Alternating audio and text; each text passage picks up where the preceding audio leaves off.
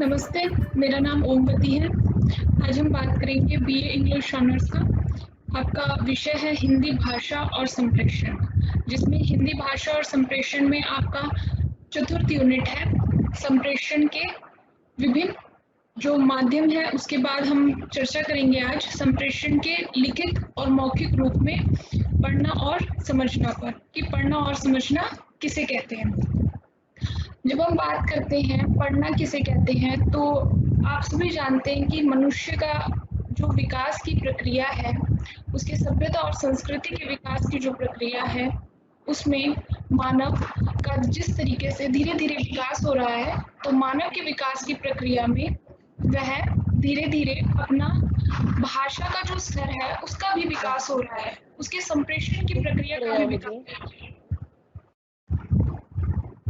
तो हम देखते हैं कि जब मानव के संप्रेषण प्रक्रिया का विकास हो रहा है, तो उसमें मानव की संप्रेषण प्रक्रिया में उसने सबसे पहले ध्वनियाँ निकालना, उसके बाद जो उनकी ध्वनियाँ निकालना, उसके मुख से जो ध्वनियाँ निकलती हैं, वह मौखिक रूप है संप्रेषण का। उसके बाद धीरे-धीरे उसने लिखित रूप, जो कि चिन्हों और संकेतों द्वारा, चित्रों द्वारा और फिर लिखना की प्रक्रिया का प्रारंभ किया। तो प्रारंभिक रूप जो है मानव का संप्रेषण की प्रक्रिया का, वह है मौखिक रूप, जिसमें वह केवल ध्वनियों के द्वारा अपने भावों को, अपने विचारों को प्रदर्शित करता है।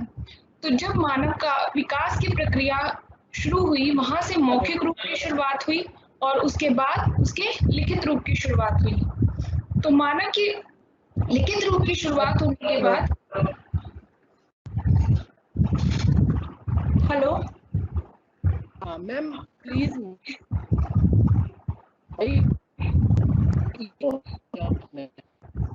सर, मुझे आपकी आवाज क्लियर नहीं आ रही है। Okay ma'am, I will call you, please my call, some instruction for you. Yes sir, मुझे एक्चुअली आपकी आवाज क्लियर नहीं आ रही है, ब्रेक हो रही है बीच बीच में।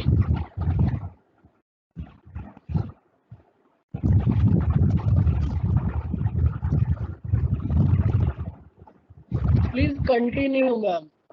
Okay sir. तो जब हम बात करते हैं कि संप्रेषण की प्रक्रिया के संप्रेषण के बारे में, संप्रेषण के माध्यमों के बारे में, तो उसमें हमने संप्रेषण के मौखिक और लिखित माध्यमों की बात की। आज हम बात करेंगे उसी के आगे के स्वरूप के बारे में, पढ़ने के बारे में और समझने के बारे में, कि पढ़ना किसे कहते हैं। आज आपका जो विषय है वह है पढ़ना।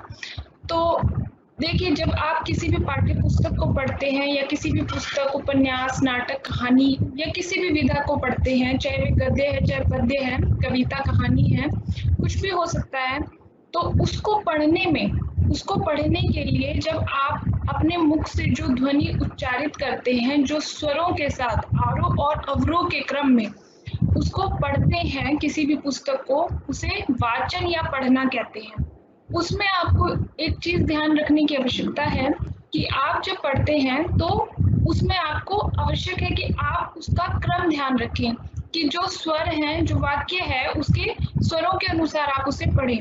जैसे कि आरोह है, कि आरोह का अर्थ होता है कि जो स्वर है उनका चढ़ना, और अवरोह का अर्थ होता है स्वरों का उतरना। तो स्वरों के चढ़ते और उतरते हुए क्रमों का ध्यान रखना पड़ता है। अब हम बात करते हैं कि पढ़ने की आवश्यकता मनुष्य को क्यों है, या पढ़ना मनुष्य के लिए क्यों आवश्यक है।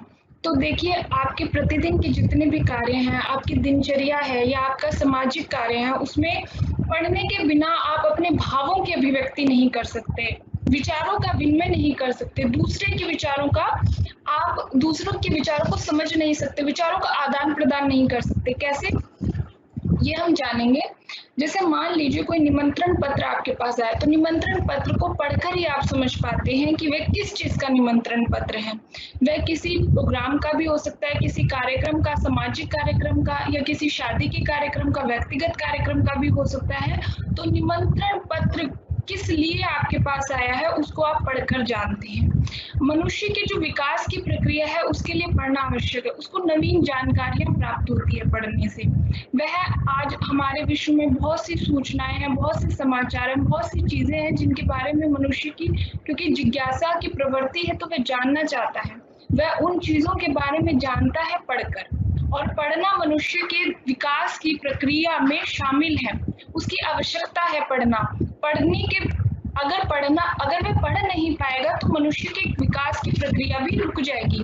जैसे कि आप देखते हैं जब किसी बालक का जन्म होता है तो बालक पहले हल्की हल्की ध्वनियों को उच्चारित करता है। माता पिता उसको फिर बोलना सिखाते हैं, फिर पढ़ना सिखाते हैं। जब वह विद्यालय में जाता है तो उसके पढ़ने की जो प्रक्रिया है वह शुरू हो जाती है। देखिए, उसको पहले मात्राओं का, वर्णों का ज्ञान करवाया जाता है, फिर शब्दों का ज्ञान करवाया जाता है, फिर वाक्यों का ज्ञान करवाया जाता है। तो पढ़ने की जो प्रक्रिया है वह छोटे से वर्णों से, एक वर्ण से शुरू होकर पूरे वाक्य में बदल जाती है, पूरे अनुच्छेद में बदल जाती है। तो अब मानव जीवन के जो विकास की प्रक्रिया की हम बात कर रहे थे कि उसका सामाजिक कार्यों में या सार्वजनिक कार्यों में, राजनीतिक क्षेत्रों में, धार्मिक क्षेत्रों में, सांस्कृतिक क्षेत्रों में, चाहे कोई भी क्षेत्र हो, तो उसमें पढ़ना उसके लिए अनिवार्य है। वह पढ़कर ही अपने विचारों को क्योंकि व्यक्त कर सकता है। अब हम देखते हैं कि जो वाचन की प्रक्रिया है, मैंने आपको पहले ही बताया कि पढ़ने को वाचन भी कहा जाता है। तो जो वाचन की प्रक्रिया है या पढ़ने की जो प्रक्रिया है, इससे मनुष्य को किन किन बातों का ध्यान रखना पड़ता है। इसके लिए सबसे पहले ये आवश्यक है कि जब आप कुछ भी पढ़ते हैं, चाहे वह आप अपने मनोरंजन के लिए पढ़ रहे हो, चाहे कोई पुस्तक है, कोई पत्रिका है, कोई उपन्यास है, नाटक है, कहानी है, तो उसमें आप पढ़ते समय आपको शुद्धि का ध्यान रखना आवश्यक है। आपका जो वर्तनी की शुद्धि है कि आप शब्दों को सही पढ़ रहे हैं या नहीं, उसका ध्यान रखना अति आवश्यक है। दूसरी चीज इसमें यह है कि जब आप पढ़ते हैं तो आपको कहाँ विराम चिन्ह का प्रयोग होगा, कहाँ प्रश्न चिन्ह आएगा, उसके अनुरूप कि क्या कहना चाह रहा है। जो भी चीज आप पढ़ रहे हैं उसके माध्यम से जो भी भाव व्यक्त हो रहे हैं, जो भी विचार व्यक्त हो रहे हैं उस कहानी से, तो उस कहानी को पढ़कर आप उन भावों को ग्रहण करते हैं। तो उसमें कोई प्रश्न चिन्ह है, कभी विराम चिन्ह है, तो उनका आपको ध्यान रखना पड़ता है, उनके अनुसार आपको पढ़ना चाहिए। ये पढ़ना भी एक अपने आप में एक कला है, एक कौशल है। पढ़ने का भी एक तरीका होता है। केवल इतना नहीं है कि आप किसी चीज को पढ़ रहे हैं और उस चीज को पढ़ने के बाद आपने उसको छोड़ दिया। पढ़ने का अर्थ है उस चीज को समझना भी। और यदि आप मान लीजिए कि अगर आप एक शिक्षक हैं और आप कोई पाठ्य पुस्तक पढ़ रहे हैं और छात्र उसे सुन रहे हैं, तो आपका पढ़ने का जो कौशल है, जो तरीका है, वह इस प्रकार का होना चाहिए कि छात्र उसे जब आप पढ़ रहे हैं तो आपके भावों को भी देखें और उसके साथ आप जो पढ़ रहे हैं उन शब्दों को, उन वाक्यों को साथ ही साथ ग्रहण करते जाएं। जैसे कि मैंने कहा कि पढ़ने का भी एक कौशल होता है, एक तरीका होता है। तो जब आप पाठ्य पुस्तक पढ़ रहे हैं तो अपने बाएं हाथ में पाठ्य पुस्तक को पकड़े और पृष्ठों के बीच में अपना अंगूठा रखें ताकि आपको स्पष्ट दिखे। दूसरे हाथ से आप अपने हाव भाव, दाएं हाथ से आप अपने हाव भाव प्रकट कर सकते हैं, क्योंकि जो भी चीज आप ग्रहण कर रहे हैं पढ़कर, उसके भी भाव आपके हाथों के माध्यम से, आपकी शारीरिक चेष्टाओं के माध्यम से, आपके चेहरे के हाव भाव से प्रकट होते हैं। पढ़ते समय एक चीज का ध्यान रखना चाहिए कि जो आपकी शारीरिक चेष्टाएं, आपके खड़े होने का तरीका, बैठने का तरीका, वह इस प्रकार होना चाहिए कि आपको कोई असावधानी न हो, कोई परेशानी न हो पढ़ने में। तो ये पढ़ने का एक कौशल है, तरीका है कि पढ़ते टाइम आपको वाक्यों को स्पष्ट रूप से पढ़ना चाहिए।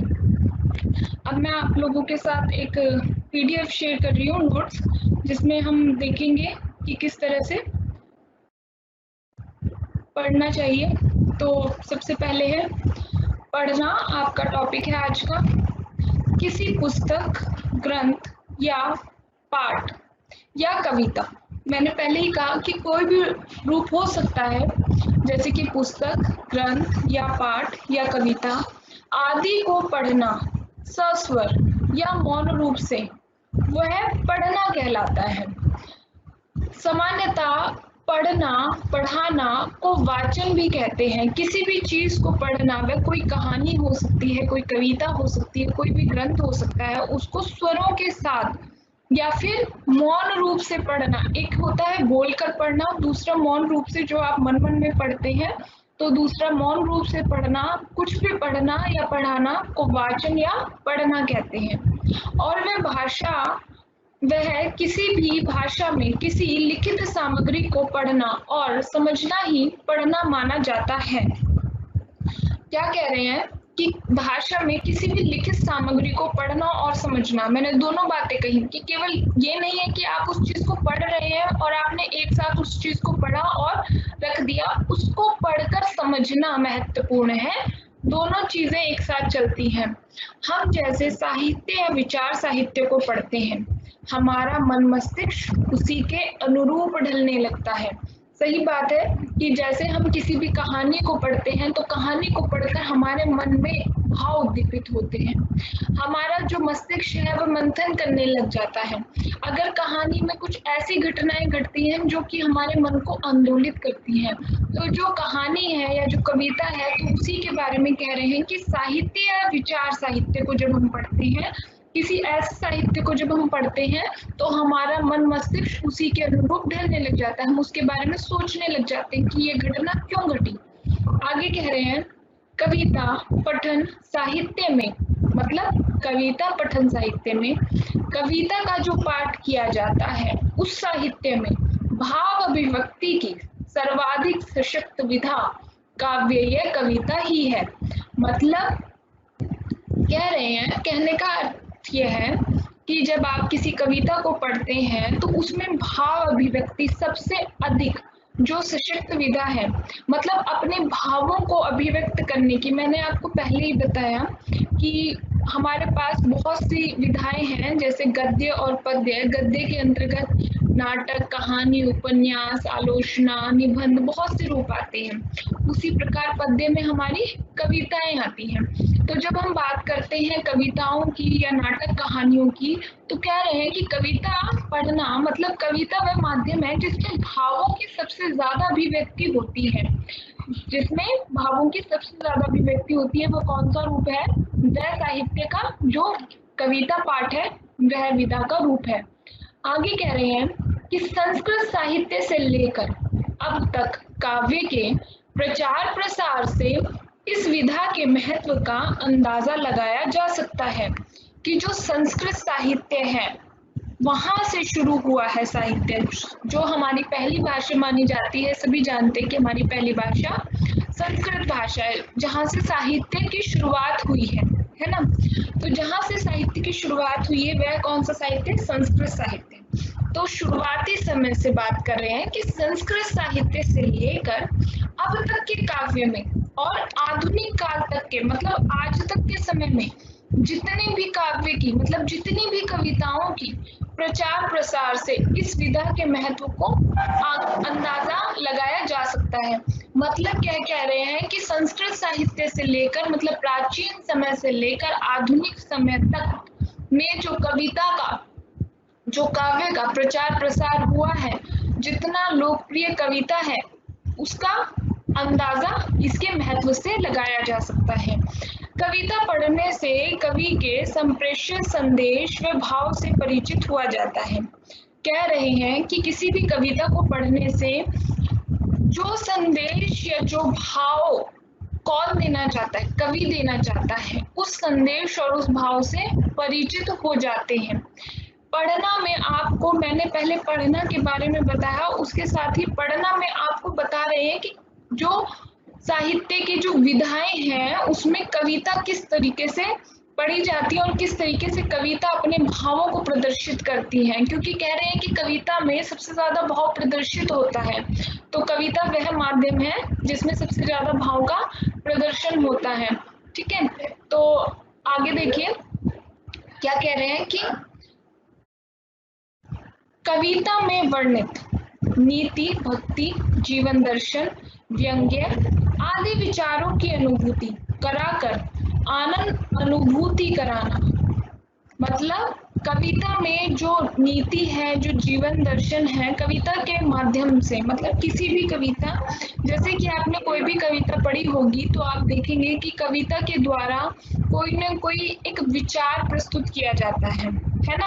कविता में एक व्यंग भी रहता है, कविता के द्वारा कोई न कोई सामाजिक या राजनीतिक स्थिति भी प्रकट की जाती है। कविता उस परिवेश का भी वर्णन करती है जिस परिवेश में कविता लिखी जा रही है। तो कह रहे हैं कि कविता में वर्णित नीति, भक्ति, चाहे वह नीति या भक्ति से संबंधित हो, चाहे जीवन दर्शन से संबंधित हो, व्यंग्य से संबंधित हो, आदि विचारों की अनुभूति कराकर आनंद अनुभूति कराना ही कविता का कार्य है।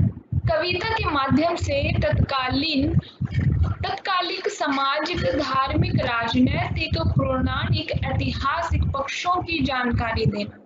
मैंने पहले ही कहा कि कविता के माध्यम से उस स्थिति की, उस परिवेश की, वहाँ की सामाजिक राजनीतिक स्थितियों की जानकारी हमें मिलती है। जैसे कोई कविता से हमें धर्म की जानकारी भी मिल सकती है, समाज की, उस समय की समाज की दुर्दशा की जानकारी भी मिल सकती है, या दशा की जानकारी, या उत्थान या पतन की जानकारी भी मिल सकती है, ऐतिहासिक पक्षों की जानकारी भी मिल सकती है कविता के माध्यम से। हो सकता है कोई कविता इतिहास से संबंधित हो, तो ऐतिहासिक पक्षों की जानकारी भी कविता से प्राप्त हो सकती है। कविता के माध्यम से प्रसंगानुकूल शब्द चयन व शैलीगत प्रयोग करना सीखना। कविता पढ़ने से कवि के काव्य सौंदर्य व भाव सौंदर्य से परिचित हुआ जाता है। कविता मानव जीवन में इस रंग राग का समावेश करती है। ठीक है, अब देखिए क्या कह रहे हैं कि जो कविता है, कविता के माध्यम से व्यक्ति के भाव तो प्रकट होते ही हैं। जो व्यक्ति के भाव है, जो कवि के भाव है, जो कवि कहना चाहता है। तो ये आपका दूसरा टॉपिक था, पढ़ना और कविता पठन, जो पढ़ने के साथ में ही दिया हुआ है। तो इसमें आपको बता रहे हैं कि जो कविता का पाठ है वह किस तरीके से करना चाहिए, या जो कविता है वह किस तरीके से पढ़नी चाहिए, ये बता रहे हैं। कविता पठन में कविता पढ़ने का तरीका क्या होना चाहिए। कह रहे हैं कि जितनी भी विधाएं हैं, मतलब साहित्य में हमें जितनी भी विधाएं प्राप्त होती है, मैंने पहले ही बताया वह विधा कौन कौन सी हो सकती है। नाटक, उपन्यास, कहानी, निबंध और कविता। और भी गद्य की अन्य विधाएं आजकल विकसित हो गई है, जैसे यात्रा, वृतांत, आलोचना, संस्मरण, है ना। तो इन सब विधाओं की बात नहीं कर रहे हैं, अभी हम मुख्य विधाओं को देखते हैं, जैसे नाटक, कहानी, उपन्यास को रखते हैं। और एक तरफ है कविता। तो कह रहे हैं कि जो कविता है उसको पढ़ने का भी एक तरीका होता है, क्योंकि कविता कवि के भावों को प्रदर्शित करती है, वह उस समय की सामाजिक स्थिति को प्रदर्शित करती है कि उस समय की, जिस समय में कविता लिखी गई है उसका परिवेश क्या रहा होगा, उसकी परिस्थिति क्या रही होगी, तो उसको प्रदर्शित करती है। जैसे मैं आपको एक कविता के बारे में बताती हूँ। जयशंकर प्रसाद की कविता है। जयशंकर प्रसाद छायावादी कवि हैं। उनकी एक कविता है, आपने शायद अपनी पिछली कक्षाओं में पढ़ी भी होगी, बहुत ही प्रमुख कविता है और बहुत ही प्रसिद्ध रही है ये कविता। हिमाद्री तुंग श्रृंग से प्रबुद्ध शुद्ध भारती, स्वयं प्रभा संजुला स्वतंत्रता पुकारती। अमृत्य वीर पुत्र हो दृढ़ प्रतिज्ञ सोच लो, प्रशस्त पुण्य पथ है बढ़े चलो बढ़े चलो। अब यहाँ पर जयशंकर प्रसाद क्या कह रहे हैं। जयशंकर प्रसाद यहाँ पर कह रहे हैं कि मैं अभी, जैसे मैंने आपको ये कविता पढ़कर सुनाई है, तो इसके एक एक शब्दों पर मैंने बल दिया है ना, क्योंकि एक एक शब्दों में अपना ही एक अर्थ निकल रहा है। तो यहाँ पर जयशंकर प्रसाद इस कविता के माध्यम से क्या कहना चाहते हैं कि हे देश के वीरों, जिस तरह हिमालय पर्वतों की शिखरों पर चोटियां विद्यमान है, उन पर बर्फ चमक रही है, उसी तरह तुम्हारी जो स्वयं की ज्वाला है, जो तुम्हारे अंदर से निकलती है, जिससे चारों प्रकाश फैल जाता है, और तुम जो हो अमृत्य वीर पुत्र हो, उन अमर वीरों के पुत्र हो जो कि युद्ध भूमि में अपनी जान निछावर कर चुके हैं, लेकिन सदा के लिए अमर हो चुके हैं। तो तुम उन अमर वीरों के पुत्र हो, इसीलिए जो प्रशस्त पुण्य का पथ है अपने देश की रक्षा के लिए, इस पर वीरों तुम बढ़े चलो, आगे बढ़े चलो। मतलब सैनिकों को, सिपाहियों को प्रोत्साहित कर रहे हैं। तो कविता का जो मूल भाव है वह देशभक्ति से पूर्ण है, वीरों को प्रोत्साहन देने से वशीभूत है। तो यहाँ पर जो कवि है, कवि के क्या भाव प्रदर्शित हो रहे हैं कि वह प्रोत्साहित कर रहा है, वह उत्साह का भाव जगा रहा है देश के वीरों में, वह अपनी मातृभूमि को उन वीरों का स्मरण याद दिला रहा है जो देश पर जान निछावर कर चुके हैं। तो कविता का पढ़ना अपने आप में एक कला है, उसको समझना, उसके अर्थ को समझना। देखिए कई बार ऐसा होता है कि जो कविता है वह कई भावों को प्रदर्शित करती है। मतलब कहने का क्या है कि कविता का जो मूल भाव है वो कुछ और होता है, और जो कविता है वो कुछ और बयान कर रही होती है। कई बार ऐसा भी होता है कि जो कवि कहना चाहता है पाठक उस अर्थ को न समझकर कोई और अर्थ भी समझ लेता है। तो कविता का मूल भाव समझना कविता पठन है कि कविता का जो मूल भाव है, जो कवि कहना चाह रहा है वह क्या है। लेकिन कविता के कई अर्थ हो सकते हैं। ठीक है, अब हम बात करेंगे अपने अगले टॉपिक पे। आइए उसके बारे में देखते हैं।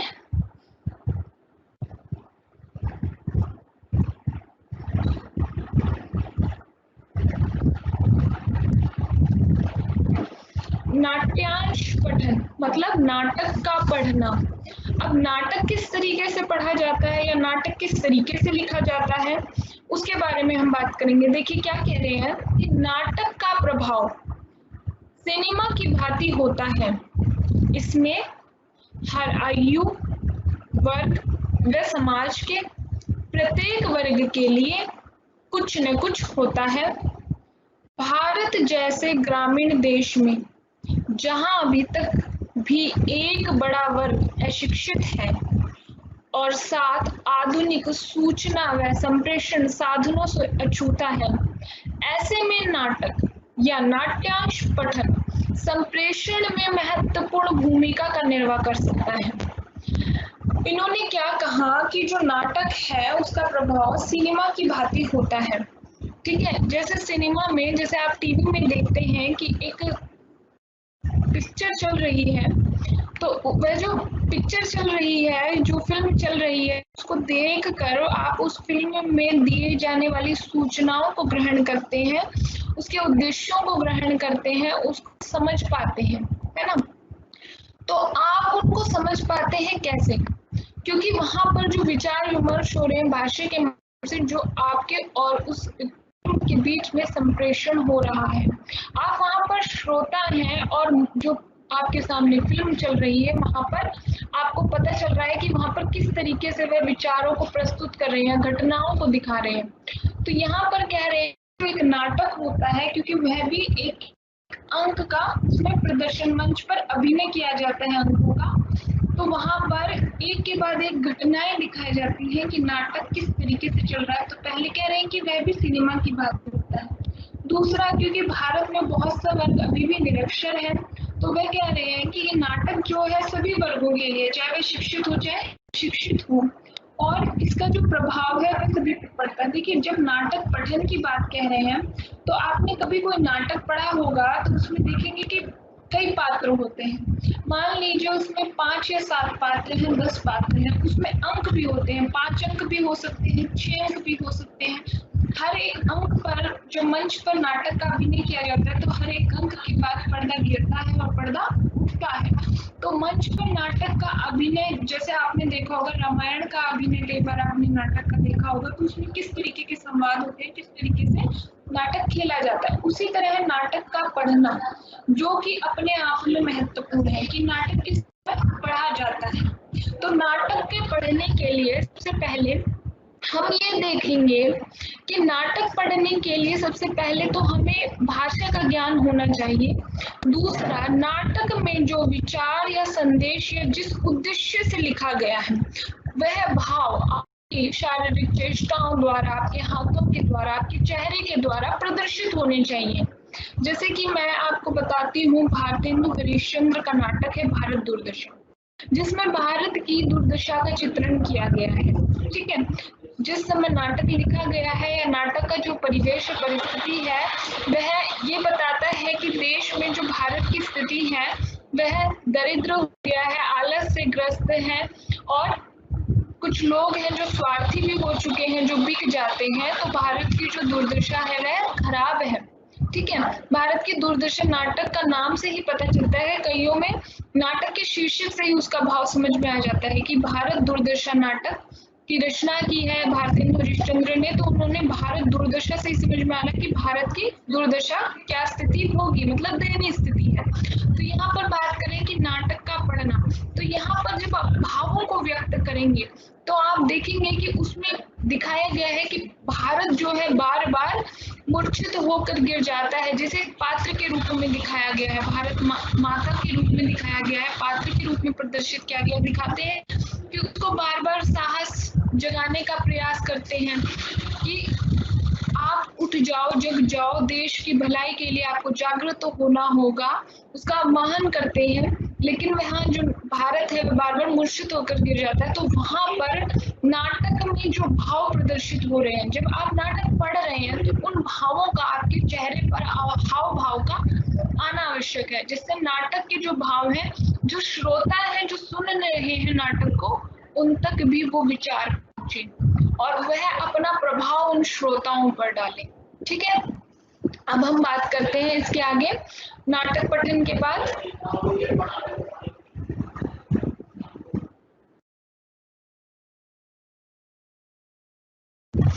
समाचार वाचन।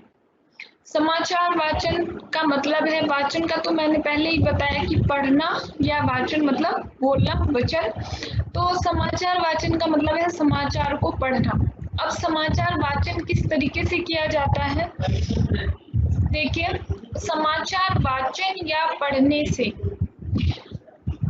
क्या कह रहे हैं, समाचार वाचन या पढ़ने से भी व्यक्ति संप्रेषित होता है, कि समाचार को पढ़ने से भी व्यक्ति के बीच एक संप्रेषण होता है, वह संप्रेषित करता है सूचनाओं का, क्योंकि आदान प्रदान हो रहा है। जब आप समाचार पत्र पढ़ते सामने उपस्थित हो जाती हैं, आप उन जानकारियों को करते हैं, तो उन सूचनाओं को प्राप्त करने का एक माध्यम है, मतलब आपके पास कोई विचार पहुंच रहे हैं, समाचार वाचन द्वारा समाचार को पढ़ रहे हैं।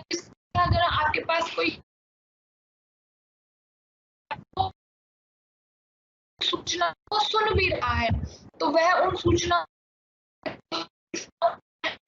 है कर रही है कि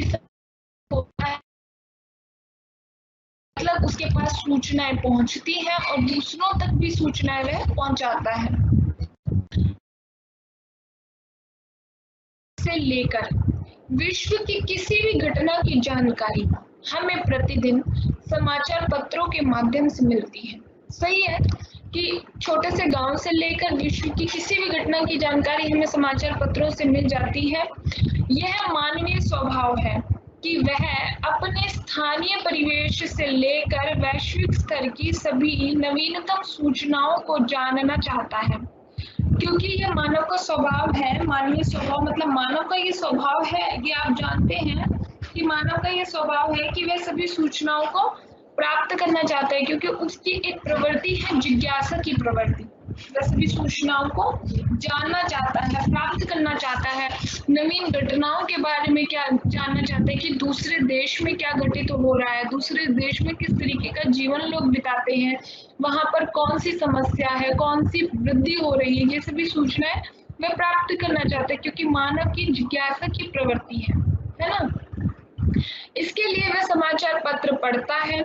समाचारों के महत्व को लेकर डॉक्टर अशोक कुमार ने लिखा है कि दैनिक समाचार पत्र में समाचार के स्थानीय से लेकर अंतर्राष्ट्रीय स्तर पर होने वाली घटनाओं का जिक्र, मतलब स्थानीय से लेकर अंतर्राष्ट्रीय स्तर पर, एक छोटे से स्थान से लेकर अंतर्राष्ट्रीय स्तर तक की बात कर रहे हैं, घटनाओं का जिक्र होता है। पाठकों की रुचि के अनुसार अपराध, शिक्षा, खेल, व्यापार, लाइफस्टाइल, कला, संस्कृति, विज्ञान, मनोरंजन सहित मानव जीवन से जुड़े ऐसे सभी विषयों की रिपोर्ट समाचार पत्रों में होती है। मतलब मानव जीवन से जुड़े हुए जितने भी विविध क्षेत्र हैं, चाहे वे शिक्षा से संबंधित है, कला या संस्कृति या विज्ञान से संबंधित है, या मनोरंजन से संबंधित है, उसकी जानकारी आपको समाचार पत्रों के माध्यम से प्राप्त हो जाती है। वह अपनी पसंद की आधार पर ही समाचारों को पढ़ता है। वेबसाइट, मोबाइल, टीवी, रेडियो से ही संचार के नए माध्यमों के बाद भी पाठकों का विश्वास समाचारों के लिए समाचार पत्रों में ही बना हुआ है। अब ये क्या कह रहे हैं कि जो मानव का जीवन है वहां पर समाचार जो है, मानव के जीवन में जो समाचार हैं वह किस तरीके से जुड़े हुए हैं कि आज आधुनिक विकास होने के बाद टेलीफोन, मोबाइल, कंप्यूटर आ गए हैं, लेकिन फिर भी वे समाचार पत्रों को पढ़ता है। अब कह रहे हैं समाचारों में अनेक प्रकार के क्षेत्रों के बारे में दिया गया होता है। देखिए जैसे कोई साहित्य से संबंधित छात्र है तो वह साहित्य के विषय में जानना चाहेगा तो सबसे पहले वह उस पृष्ठ को समाचार पत्र के खोलेगा जिसमें कि साहित्य से संबंधित जानकारी है। कोई खेल में रुचि रखता है तो ये जानना चाहेगा कि खेलों के संबंध में आजकल क्या चल रहा है, जैसे क्रिकेट जगत में क्या चल रहा है तो वह क्रिकेट के बारे में जानकारी समाचार पत्रों से प्राप्त करना चाहेगा। कोई बालक है, अगर वह मनोरंजन के रूप में समाचार पत्रों को पढ़ता है तो वह उसमें जो कविताएं आती हैं, जो चुटकुले आते हैं उनको पढ़कर खुश होता है। कोई राजनीति या सामाजिक जीवन से संबंधित जुड़ी हुई घटनाओं को पढ़ना चाहता है तो वो जो देश विदेश में घटनाएं चल रही है उनको पढ़ता है। तो वह व्यक्ति अपनी रुचि के अनुसार समाचार पत्रों को पढ़ता है।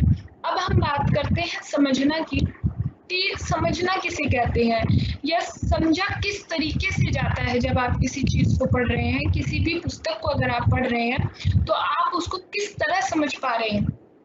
देखिए समझने के कई तरीके हो सकते हैं। सबसे तो पहले जरूरी है कि आप एकाग्रचित हो, आपका ध्यान कहीं पर और न हो। दूसरा है जब आप किसी को भी पढ़ते हैं तो उसके कहने का अर्थ जो है, उसके कहने का अर्थ कि लेखक या कवि क्या कहना चाह रहा है या वाक्य में क्या भावों को अभिव्यक्त किया जा रहा है, क्या अर्थ दिया जा रहा है, उसको समझना आवश्यक है। जब आप उस अर्थ को समझ जाते हैं तो आप उसका पढ़कर उस वस्तु को समझ जाते हैं कि इस पाठ्य पुस्तक में, इस पुस्तक में क्या बताया गया है और आपकी रुचि उसमें होनी चाहिए। तो आज अब हम बात करेंगे समझना के बारे में कि समझना किसे कहते हैं।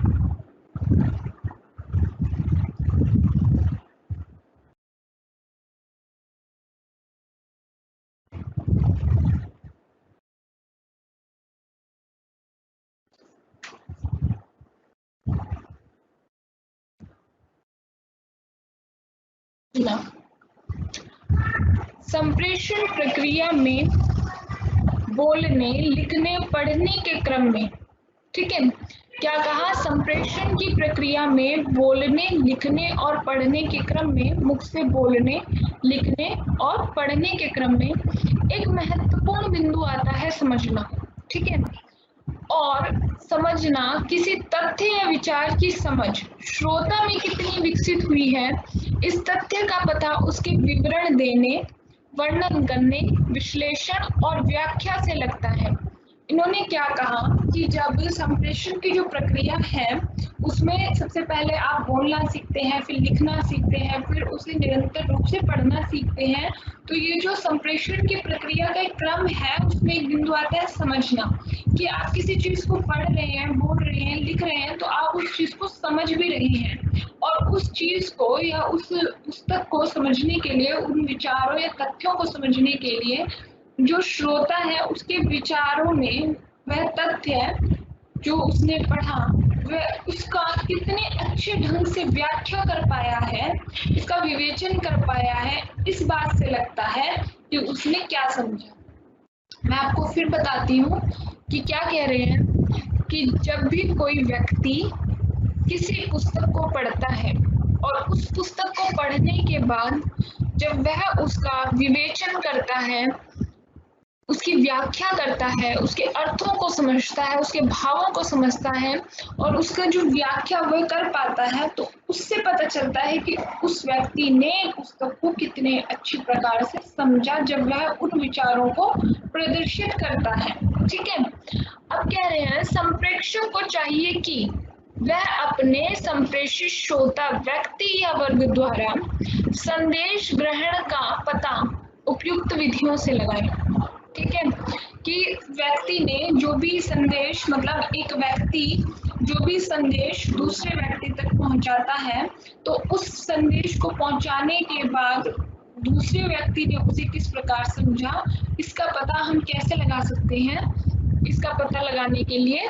कुछ विभिन्न माध्यम हैं जिनके द्वारा हम इसका पता लगा सकते हैं, उस पर ही चर्चा करेंगे। अब देखिए, इसे समझिए कि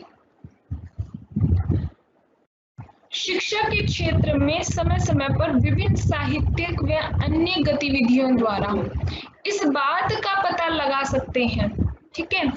संक्षेप में संप्रेषण को समझ का पता लगाने वाले बिंदु इस प्रकार हैं। सबसे पहला बिंदु है विवरण, कि आपने किसी पुस्तक को पढ़ा तो उस पुस्तक को आपने कितना समझा है, इस बात का पता लगाने वाला पहला बिंदु है विवरण। कि विवरण से आशय है कि वस्तु, व्यक्ति, संस्थान आदि का अद्यतन रूपरेखा प्रस्तुत करना। ऐसे ही वर्णन में किसी वस्तु, घटना आदि के विभिन्न उदाहरणों द्वारा विस्तार पूर्वक परिचय वर्णन कहलाता है। मतलब क्या कह रहे हैं कि जैसे आपने किसी पुस्तक को पढ़ा और उस पुस्तक को पढ़ने के बाद आपने उस पुस्तक का विवरण, उसका आशय स्पष्ट किया कि इस पुस्तक में किस चीज के बारे में बताया गया है। जैसे मैं आपको एक उदाहरण देकर बताती हूँ कि मैंने कहा कि इस पुस्तक में हमारे देश में घटित होने वाली उन प्राकृतिक आपदाओं के बारे में बताया गया है जो कि अचानक से हमारे देश में घटित हुई और जिसने देश को बहुत ही हानि पहुंचाई है। ठीक है, अब इस पुस्तक को आप पढ़ रहे हैं जिसमें प्राकृतिक आपदाओं के बारे में बताया गया है कि वे कौन कौन सी प्राकृतिक आपदाएं थी। तो जब आप उस पुस्तक को पढ़ते हैं और समझते हैं और उसका विवरण दूसरे व्यक्ति के समक्ष प्रस्तुत कर पाते हैं कि इसमें कौन सी घटनाओं का उल्लेख किया गया है, वे किन कारणों से हुए, उसका विवरण दे पाते हैं, तो वह है कि आप उस पुस्तक को भली प्रकार से समझ पाए। ठीक है, दूसरा बिंदु है विश्लेषण।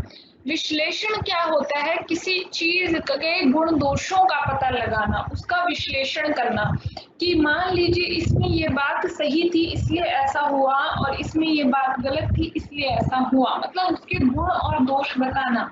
या कह सकते हैं कि जिस पुस्तक को आपने पढ़ा, मान लीजिए उस पुस्तक की भाषा अच्छी नहीं थी या भाषा बहुत ही कठोर थी, आपके समझने में दिक्कत हो रही थी, शब्द ऐसे थे, तो आप उस पुस्तक को पढ़कर बताएंगे कि इस पुस्तक में जो जानकारी या सूचना दी गई है वह तो बहुत ही अच्छी है, मतलब जानकारियां नवीन है और अच्छी हैं, ऐसी हैं जिनको जानना व्यक्ति को चाहिए, लेकिन इसकी जो भाषा है वह बहुत ही कठोर है। सामान्य शब्दों में कहें तो इसकी जो भाषा है वह व्यक्ति की एक बार में नहीं समझ में आएगी। तो इसका दोष क्या हो गया कि इसकी भाषा कठोर है। गुण क्या हो गया? जो इसमें जानकारी दी गई है वह बहुत ही नवीन है, व्यक्ति के जानने योग्य है। तो विश्लेषण का अर्थ होता है उसके गुण दोषों का पता लगाना। क्या कह रहे हैं कि ऐसे ही विश्लेषण में किसी घटना या अवसर आदि के गुण दोष सहित आलोचनात्मक ढंग से वर्णन विश्लेषण कहलाता है। उसके गुण दोषों के बारे में बताया, जैसे कि मैंने अभी आपको बताया। अब कह रहे हैं साहित्यिक नजरिए से किसी वाक्य आदि के सभी अंगों का प्रकृतक पारस्परिक संबंध बतलाना विश्लेषण भाषिक के अंतर्गत आता है। ठीक है, देखो इस चीज को आप मैंने उदाहरण देकर जो समझाया उसको समझना है आपको कि विश्लेषण का अर्थ क्या होता है। विश्लेषण का अर्थ होता है कि कोई भी पुस्तक, जिस पुस्तक की अगर भाषा कठोर है या बहुत ही चमत्कारिक पूर्ण भाषा है जिसमें एकदम से बहुत से अधिक अलंकारों का प्रयोग है, चमत्कार का प्रदर्शन है या कल्पनापूर्ण प्रसंगों का समावेश है, मतलब जो कि वास्तविक नहीं है, तो आप इसमें बताएंगे कि जो इसमें सूचना जानकारी दी गई है वह व्यक्ति के जानने योग्य है, वह नवीन है। ठीक है, लेकिन इसमें कहीं कहीं कल्पना युक्त प्रसंगों का भी विवरण दिया गया है, मतलब कि जो वास्तविक नहीं है, तो इसका दोष यह हो गया और वह इसका गुण हो गया। तो इसे कहते हैं आलोचनात्मक ढंग से उसके गुण दोषों का वर्णन करना, मतलब गुण दोषों का पता लगाना उसका विश्लेषण है। ठीक है, अब बात करते हैं व्याख्या की। जो अगला बिंदु व्याख्या, किसी भाव विचार का विस्तार व विवेचन ही व्याख्या कहलाता है। व्याख्या से आशय है किसी तथ्य या बात को सविस्तार विभिन्न उदाहरणों द्वारा समझाना। ठीक है, व्याख्या तो आप सभी छोटी कक्षाओं से ही करते आ रहे हैं। जैसे कविता है, कोई कविता दे दी जो मैंने अभी आपको बताई, कविता का आपको व्याख्या करने के लिए दी जाती है, किसकी व्याख्या बताइए। तो उसमें क्या रहता है कि आपका जो मूल भाव है, कई बार ऐसा होता है कि कई उपन्यासों का भी आपको दे दिया जाता है कि कई उपन्यासों की आपको 2 पंक्तियां दी जाती हैं और पूछा जाता है कि इसका मूल भाव क्या है। तो उसका मूल भाव जो कवि या लेखक कहना चाहता है उसका आप विस्तार से वर्णन करते हैं कि इसमें कवि का मूल भाव ये है, उद्देश्य ये है और वह कहना ये चाहता है, वह समाज को ये बताना चाहता है। तो उसकी जो व्याख्या है उसको उस बात का सविस्तार विवेचन करना व्याख्या कहलाती है। ठीक है, आगे कह रहे हैं इसका मूल उद्देश्य होता है जिस व्यक्ति को उस तथ्य या बात की जानकारी नहीं होती उसे व्याख्या सुनने या पढ़ने के पश्चात उस तथ्य की पूर्ण जानकारी हो जाती है। क्या कह रहे हैं कि जब आप व्याख्या करते हैं तो व्याख्या में क्योंकि आप सविस्तार वर्णन कर रहे हैं तो कभी कभी ऐसा होता है कि कोई कविता ऐसी होती है जो पढ़कर तुरंत समझ नहीं आती, तो वहां पर जब आप उसकी व्याख्या कर देते हैं तो आपको उसका बारे में पूरा पता चल जाता है कि ये क्या कहना चाह रहा है, कवि क्या कहना चाह रहा है, कवि का मूल भाव का अर्थ क्या है। ठीक है, सामान्यतः साहित्य क्षेत्र में विशेषकर काव्य की व्याख्या महत्वपूर्ण मानी जाती है। संप्रेषण में किसी भी तथ्य या विचार की व्याख्या करते समय उसके संदर्भ, प्रसंग, अर्थ, विश्लेषण व विवेचन सहित निष्कर्ष का स्पष्ट उल्लेख होना चाहिए। अब इन्होंने क्या कहा कि साहित्य के क्षेत्र में काव्य की व्याख्या महत्वपूर्ण मानी जाती है। सही है, कविता की व्याख्या की जाती है और कविता की व्याख्या महत्वपूर्ण मानी जाती है क्योंकि व्याख्या से ही उसका अर्थ स्पष्ट हो पाता है। अब कह रहे हैं जब किसी भी कविता की व्याख्या करते हैं या विचार प्रस्तुत करते हैं तो सबसे पहले उसका संदर्भ दिया जाता है। संदर्भ का क्या अर्थ है? संदर्भ का अर्थ होता है कि वह कहाँ से किसने कही है। मतलब जैसे मैंने कहा जयशंकर प्रसाद की कविता है तो संदर्भ में आप बताएंगे कि किसकी कविता है, जयशंकर प्रसाद की कविता है। कौन सी कविता है? हिमाद्री तुंग श्रृंग से यह कविता है। जयशंकर प्रसाद कौन है? वे छायावादी कवि हैं। तो उसमें संदर्भ बताया जाता है कि किस कवि की कविता है, कविता का क्या नाम है, कवि कौन से युग विशेष से संबंध रखते हैं और उसमें फिर आप बताते हैं प्रसंग में कि कविता का अर्थ क्या है, जिसमें आप 2 लाइन में उसको बताते हैं। कविता का प्रसंग में आप बताते हैं कि उसमें कवि क्या कहना चाह रहा है। फिर आप बताते हैं उसका अर्थ विश्लेषण और विवेचन। अर्थ विश्लेषण और विवेचन का अर्थ की व्याख्या करना। फिर आप यहाँ पर उसकी व्याख्या करते हैं कि इस कविता का मूल भाव यह है, कवि ये कहना चाहता है और कवि ने ये कहा है कि हमारे देश की रक्षा के लिए सभी वीरों को आगे आना होगा और अपना बलिदान करना होगा। तो वो जो उसका मूल भाव है आप बताते हैं। फिर उसका निष्कर्ष बताते हैं, उसके भाषा का उल्लेख करते हैं कि कवि ने किस प्रकार की भाषा का उल्लेख किया है। भाषा सरल है या कठोर है या उसमें अलंकारों का प्रयोग है, प्रतीकों या बिंबों का प्रयोग है, तो खड़ी बोली का प्रयोग है, ब्रज भाषा का प्रयोग है। वैसे बात बताते हैं अंत में कि भाषा किस तरीके के विशेष में जिससे श्रोता या पाठक को उस विषय की संपूर्ण समझ प्राप्त हो जाए, कि जो भी उस व्याख्या को पढ़े उसको उसके बारे में संपूर्ण जानकारी प्राप्त हो। ठीक है, अब यहाँ पर कहा गया है कि व्याख्या के 4 चरण या सोपान हैं, जो कि मैंने अभी आपको बताया कि व्याख्या के 4 चरण और सोपान कौन कौन से। पहला प्रसंग, जिसमें आप बताएंगे कि क्या भाव से कहना चाहते हैं। सबसे पहले संदर्भ है कि कहाँ से बताया गया है, उसके बाद प्रसंग, उसके बाद व्याख्या और उसके बाद सौंदर्य कि उसमें कौन सी भाषा, शिल्प या अलंकारों का प्रयोग है, इस तरीके से बताया जाता है। ठीक है, यहाँ पर देखिए, यहाँ प्रसंग से आशय होता है कि साहित्यिक कृति और कृतिकार के यहाँ से व्याख्या संबंधी पद्यांश या गद्यांश लिया गया है। संदर्भ से आशय है कि संबंधित गद्यांश पद्यांश का पूर्ववर्ती और परवर्ती महत्व संबंध किस तथ्य से है। जैसे कि मैंने आपको बताया कि संदर्भ में बताया जाता है कि वह कहाँ से ली गई है, कौन सी कविता है, किस कवि की है और वो जो कवि है, रचनाकार है, वह कौन से परिवेश से संबंध रखता है, तो उसके बारे में जानकारी दी जाती है। प्रसंग में उसकी व्याख्या दो लाइनों में बताई जाती है। व्याख्या में उसका अर्थ स्पष्ट किया जाता है, किससे? उदाहरणों से, मुहावरे देकर, लोकोक्तियों आदि के माध्यम से। मतलब व्याख्या करते समय अगर आप कोई मुहावरा या लोकोक्ति आदि के बारे में भी बताना चाहते हैं तो उसके माध्यम से भी बता सकते हैं और अधिक स्पष्ट करके। ठीक है, व्याख्या करते समय सर्वत्र एक तार्किकता एवं क्रमबद्धता होनी चाहिए। ठीक है, तर्क के साथ आप बात करें, क्रम के साथ आप उसकी व्याख्या करें। ऐसे नहीं कि जो चीज बाद में आनी थी वो आपने पहले बता दी और पहले आने वाली चीज को आप बाद में विवरण दे रहे हैं, तो वो चीज गलत है। और जो आप बात कह रहे हैं वो तर्क के साथ कह रहे हैं, प्रमाण के साथ कह रहे हैं। सौंदर्य से आशय है काव्यांश या गद्य के अंश के भाव एवं कला संबंधी पक्ष को स्पष्ट किया जाए।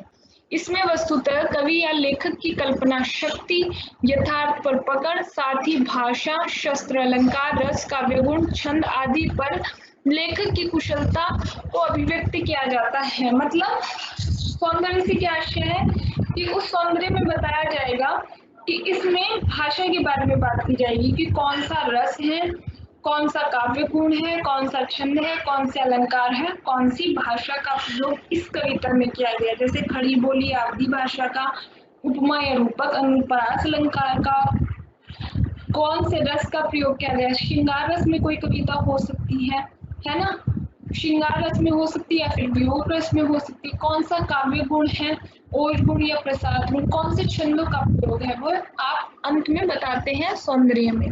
ठीक है, ये है आपका पढ़ना और समझना। इसके बाद हम चर्चा करेंगे इस विषय पर जितने भी आपके संप्रेषण से संबंधित टॉपिक हैं शुरुआत से, उन विषयों पर चर्चा करेंगे।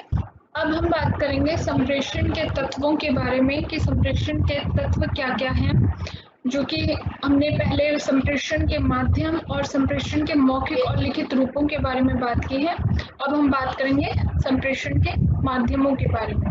ठीक है,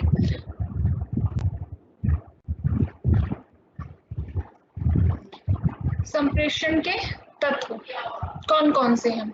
संप्रेषण की अवधारणा को समझने के लिए संप्रेषण के तत्वों को समझना जरूरी है। संप्रेषण के तत्वों से आशय है संप्रेषण के रूप और आकार प्रदान करने वाले घटक। देखिए, जब हम संप्रेषण की बात करते हैं तो उसमें सबसे पहले ये जानना आवश्यक है कि संप्रेषण के तत्व क्या क्या है या संप्रेषण करने का माध्यम क्या है, संप्रेषण किस तरीके से किया जाता है। तो सबसे पहले जो वक्ता है, वक्ता कह सकते हैं या प्रेषक कह सकते हैं, जो कि बोल रहा है, संदेशों को भेज रहा है।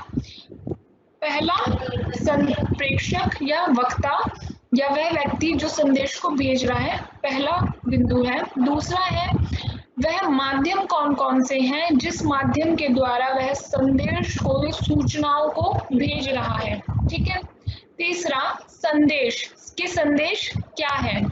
अगला बिंदु है कि किसको भेज रहा है, मतलब वह दूसरे व्यक्ति, श्रोता तक या प्राप्तकर्ता तक पहुंचा रहा है, संप्रेषित कर रहा है। तो प्राप्तकर्ता, प्राप्तकर्ता तक संदेश पहुंचने के बाद उसका प्रत्युत्तर मतलब फीडबैक क्या है, वह उसका जवाब क्या दे रहा है, प्राप्तकर्ता उस संदेश का क्या जवाब दे रहा है। तो संप्रेषण के जो तत्व हैं, संप्रेषण के ये तत्व हैं प्रेषक, संदेश, माध्यम, प्राप्तकर्ता और फीडबैक।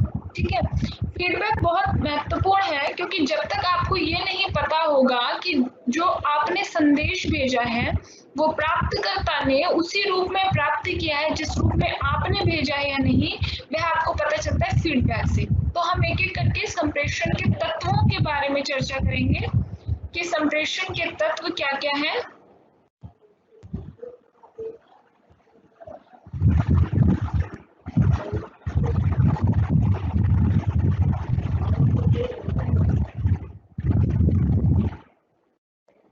ठीक है, देखिए संप्रेषण की तत्व मैंने आपको बताया, संप्रेषक या स्रोत, दूसरा है संदेश, तीसरा माध्यम, चौथा है लक्ष्य और फिर है फीडबैक। ठीक है, एक एक करके समझते हैं संप्रेषण के तत्वों को। सबसे पहले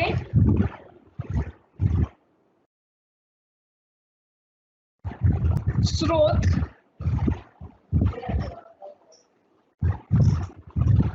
स्रोत या संप्रेषक मतलब वह व्यक्ति जो कि सूचना को भेज रहा है या संप्रेषित कर रहा है, वह कौन से हैं? तो संप्रेषण प्रक्रिया में संप्रेषण का आरंभ संप्रेषक ही है। क्या कह रहे हैं कि जो संप्रेषण की प्रक्रिया है मतलब विचारों के आदान प्रदान की जो प्रक्रिया है उसमें सबसे पहले जो आरंभ होता है वह संप्रेषक मतलब प्रेषक, मैंने आपको कहा प्रेषक, वह संप्रेषक या प्रेषक कुछ भी कह सकते हैं, वह संप्रेषक द्वारा ही होता है।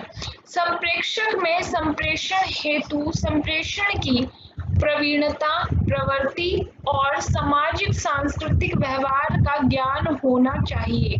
मतलब जो संप्रेषक है उसको संप्रेषण की प्रवीणता, प्रवृत्ति और सामाजिक सांस्कृतिक व्यवहार का ज्ञान होना चाहिए, उसको पता होना चाहिए कि किस तरीके से संप्रेषण किया जाता है।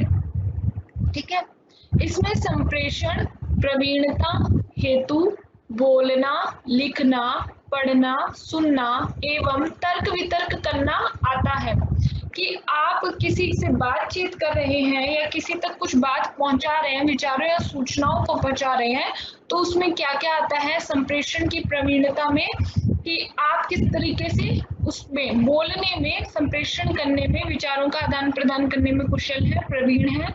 तो उसमें आता है आपका बोलने का तरीका, आपका लिखने का तरीका, आपका पढ़ना या सुनने का तरीका, या आपके जो विचार हैं, जो तर्क वितर्क करने का तरीका इसमें आता है। इसके अतिरिक्त भाषाई ज्ञान, जो आपकी भाषा है उस पर आपकी मजबूत पकड़ होनी चाहिए। यदि आप कोई बात कर रहे हैं, अपना कोई तर्क प्रस्तुत कर रहे हैं, विचारों को प्रस्तुत कर रहे हैं और आपको उस भाषा का ज्ञान ही नहीं है, तो आप अपने विचारों को उतने सफल रूप से प्रस्तुत नहीं कर पाएंगे। तो भाषा का ज्ञान होना आवश्यक है। भाषाई ज्ञान, संकेत करना एवं चित्र बनाना आदि भी संप्रेषण प्रवीणता में वृद्धि करते हैं। मतलब कि संकेत द्वारा कोई बात कहना, जैसे कि आप कोई बात कह रहे हैं तो वहां पर आप मुख से वह बात न कहकर संकेतों के माध्यम से कहते हैं। फिर आपके शारीरिक चेष्टा या आपके हाव भाव भी हो सकते हैं, आपका हाथ से इशारा करना भी हो सकता है। तो प्रवृत्ति से आश्रय है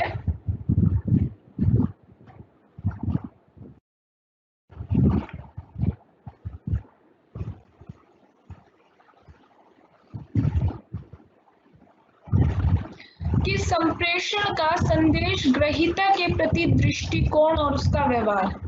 ठीक है, कि जो उसकी संप्रेषण की जो प्रवृत्ति है, जो प्रकृति है, उसका क्या अर्थ है कि जो व्यक्ति संदेश भेज रहा है उसका भेजने वाले के प्रति क्या दृष्टिकोण है, उसके साथ उसका व्यवहार कैसा है।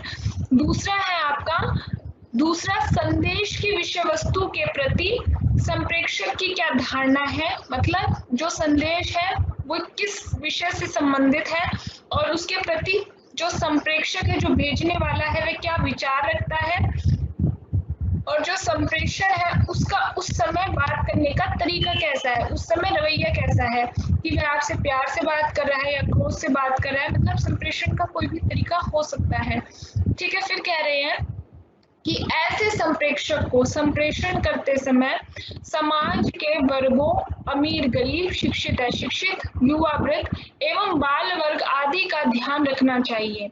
समाज एवं संस्कृति के ज्ञान के अभाव में संप्रेषक की संप्रेषण प्रक्रिया बाधित होती है।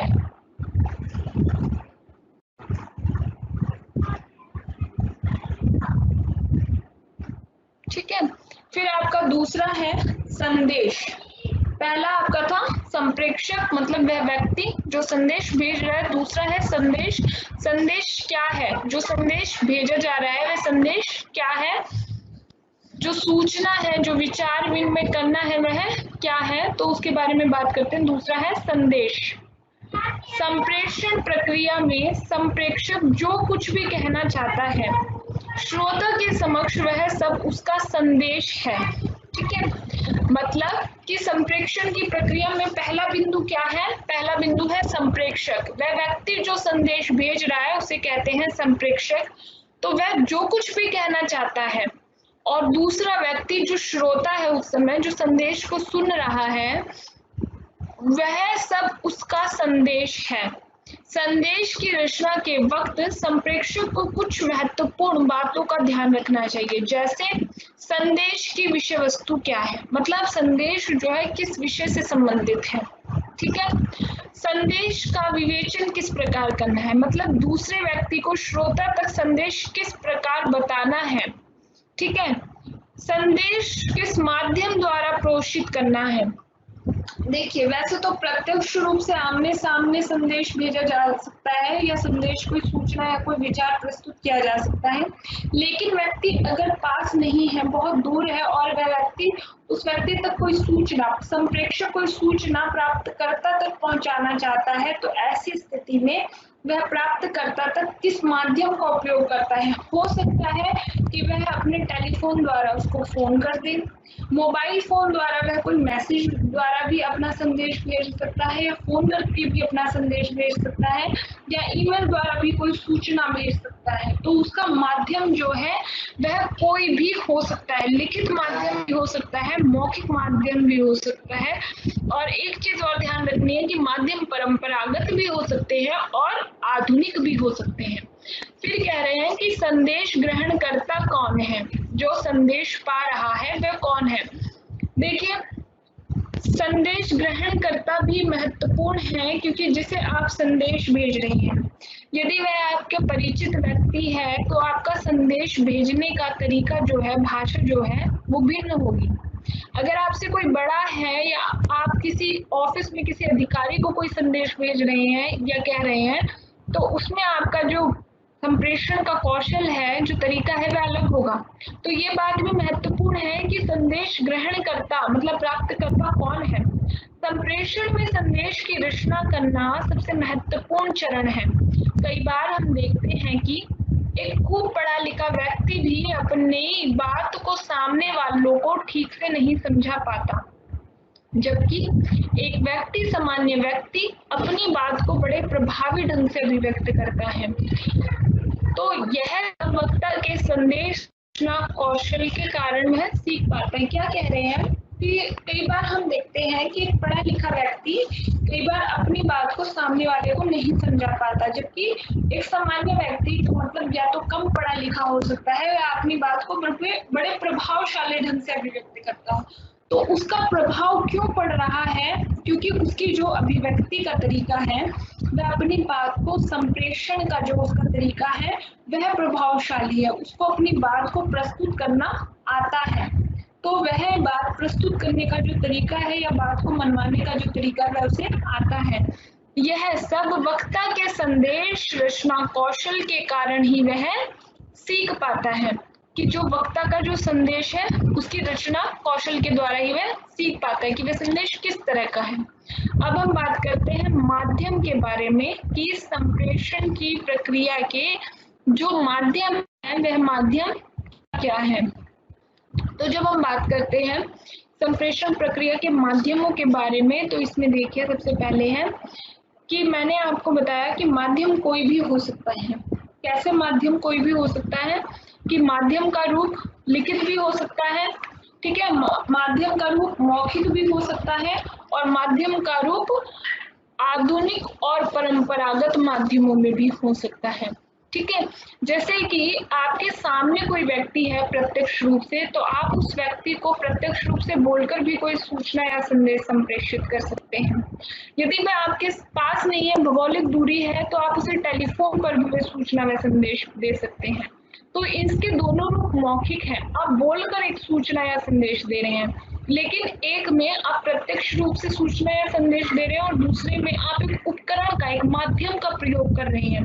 तो यहाँ पर जो आधुनिक माध्यमों में वर्तमान समय में हमारे पास उपकरण मौजूद हैं, टेलीफोन है, कंप्यूटर है, मोबाइल है, उन माध्यमों का हम प्रयोग कर रहे हैं। अब इसी तरह एक रूप और है मौखिक और लिखित माध्यमों में भी, कि आप लिखित रूप में भी कोई सूचना या संदेश भेज सकते हैं, कि आप उसको पत्र में लिखकर भेज सकते हैं, और वह लिखने का माध्यम आप उपकरणों में भी इस्तेमाल कर सकते हैं। जैसे कि आप उसे मैसेज में लिखकर कोई संदेश भेज रहे हैं, या कोई सूचना है, कोई डाटा है आपके पास, तो आप उसे ईमेल के जरिए भेज रहे हैं। तो ये माध्यम होते हैं कि आप किस माध्यम से उसे संदेश भेज रहे हैं।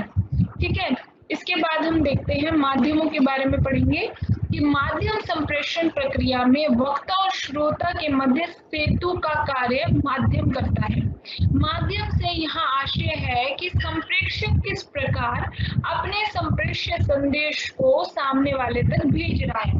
ठीक है, मैंने पहले ही बताया कि जो संप्रेषक है, जो भेजने वाला है, वह संप्रेषी यंत्र यानी कि प्राप्तकर्ता तक संदेश को किस तरह भेज रहा है। तो इसके क्या क्या रूप हो सकते हैं? बोलकर, लिखकर, ईमेल द्वारा, वेबसाइट द्वारा आदि।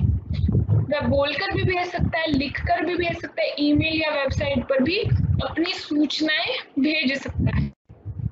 आगे क्या कह रहे हैं कि संप्रेषक अपने संदेश को प्रेषित करने के लिए किसी भी माध्यम का चयन कर सकता है, परंतु उसे ये ध्यान रखना चाहिए कि उसके लक्ष्य यानी संदेश ग्राहिता के लिए कौन सा माध्यम उपयुक्त रहेगा, क्योंकि संप्रेषण की प्रक्रिया के सभी माध्यम उपयोगी होते हैं, परंतु उपयोगिता संप्रेषक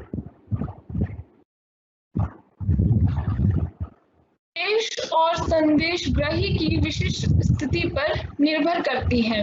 क्या कह रहे हैं कि जो व्यक्ति संदेश भेज रहा है वह जिस भी माध्यम का उपयोग कर रहा है, मान लीजिए कि यहाँ पर कहने का आशय क्या है कि यहाँ पर कहने का आशय ये है कि मान लीजिए कि कोई सूचना है जो आपको गोपनीय रखनी है, तो उस सूचना को आप गोपनीय रखना चाहते हैं, मतलब किसी को नहीं बताना चाहते, तो वहां पर आप जब सूचना को भेजेंगे तो ऐसे रूप में उस सूचना को भेजना चाहेंगे कि वह कोई और व्यक्ति न पढ़ पाए, केवल जिस व्यक्ति तक, संप्रेषक तक, जिस प्राप्तकर्ता तक आपको पहुंचानी है, केवल वही उस सूचना को प्राप्त कर पाए। तो हो सकता है इसके लिए आप कौन से उपकरण का इस्तेमाल करना चाहें। हो सकता है इसके लिए आप किसी ऐसे स्थल पर मौखिक रूप से उसे न बताना चाहें, क्योंकि वहां पर हो सकता है कि वह सूचना कोई और व्यक्ति के भी पास चली जाए, तो आप उसे लिखित रूप में देना चाहें। तो सूचना की उपयोगिता के अनुसार आप उस संप्रेषण माध्यम का चयन करते हैं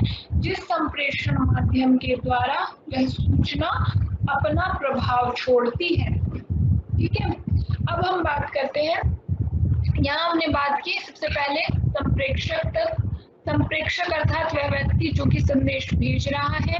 दूसरा, संदेश की संदेश क्या होगा, उसकी विषय वस्तु क्या होगी, उसकी आवश्यकता क्या होगी, और प्राप्त करने वाला व्यक्ति कौन होगा। ठीक है, फिर हम बात करें हमने माध्यमों के बारे में कि माध्यम क्या है, माध्यम का कौन से माध्यम का वह प्रयोग कर रहा है, कौन सा उपकरण है जिसका वह प्रयोग कर रहा है। ठीक है, अब हम बात करेंगे लक्ष्य या ग्राही के बारे में। इसका क्या अर्थ है?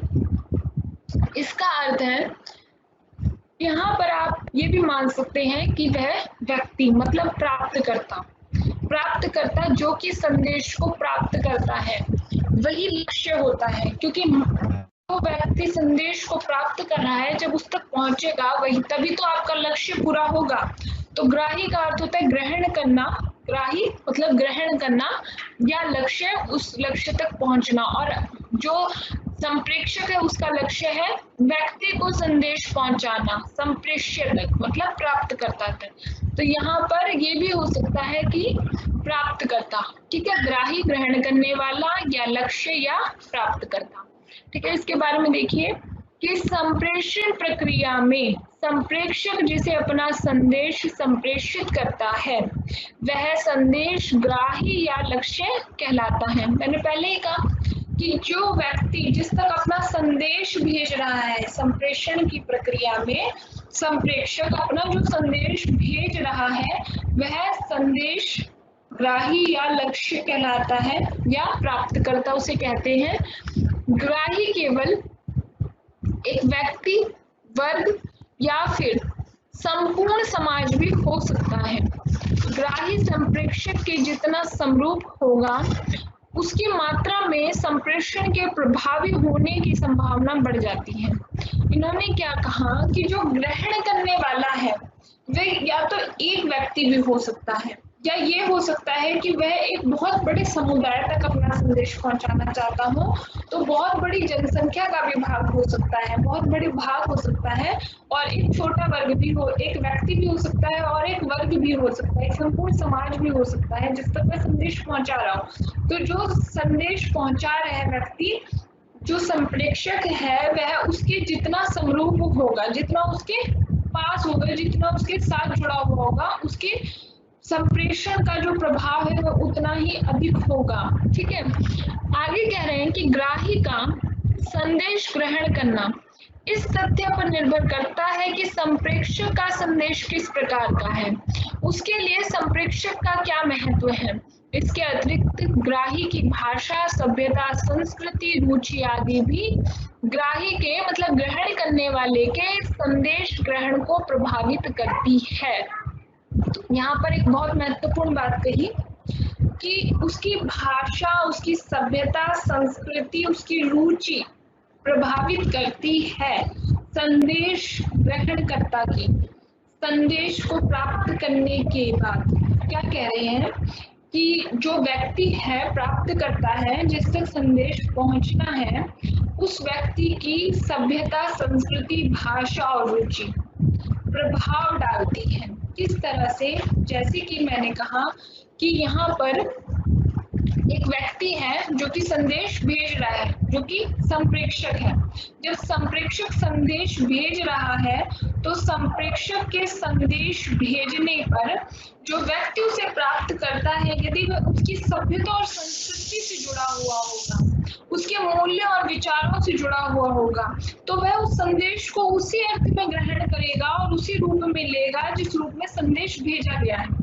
लेकिन जब वह व्यक्ति उस रूप में न जुड़ा हुआ हो तो उसको उसी अर्थ में संदेश को ग्रहण करने में कठिनाई हो सकती है, या हो सकता है कि वह उसे उस अर्थ में ग्रहण ना कर पाए। तो ये कहा जा रहा है कि जो व्यक्ति संप्रेषक है, जो संदेश भेज रहा है, अगर उसी के समरूप प्राप्त करता है, उसकी सभ्यता, संस्कृति, विचारों से जुड़ा हुआ है, तो वह संदेश उस पर प्रभावशाली होगा। ठीक है, इसके बाद जो आपका अगला टॉपिक है वह है, इसी में पॉइंट है आपका फीडबैक।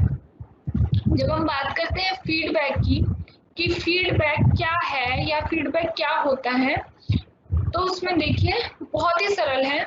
जब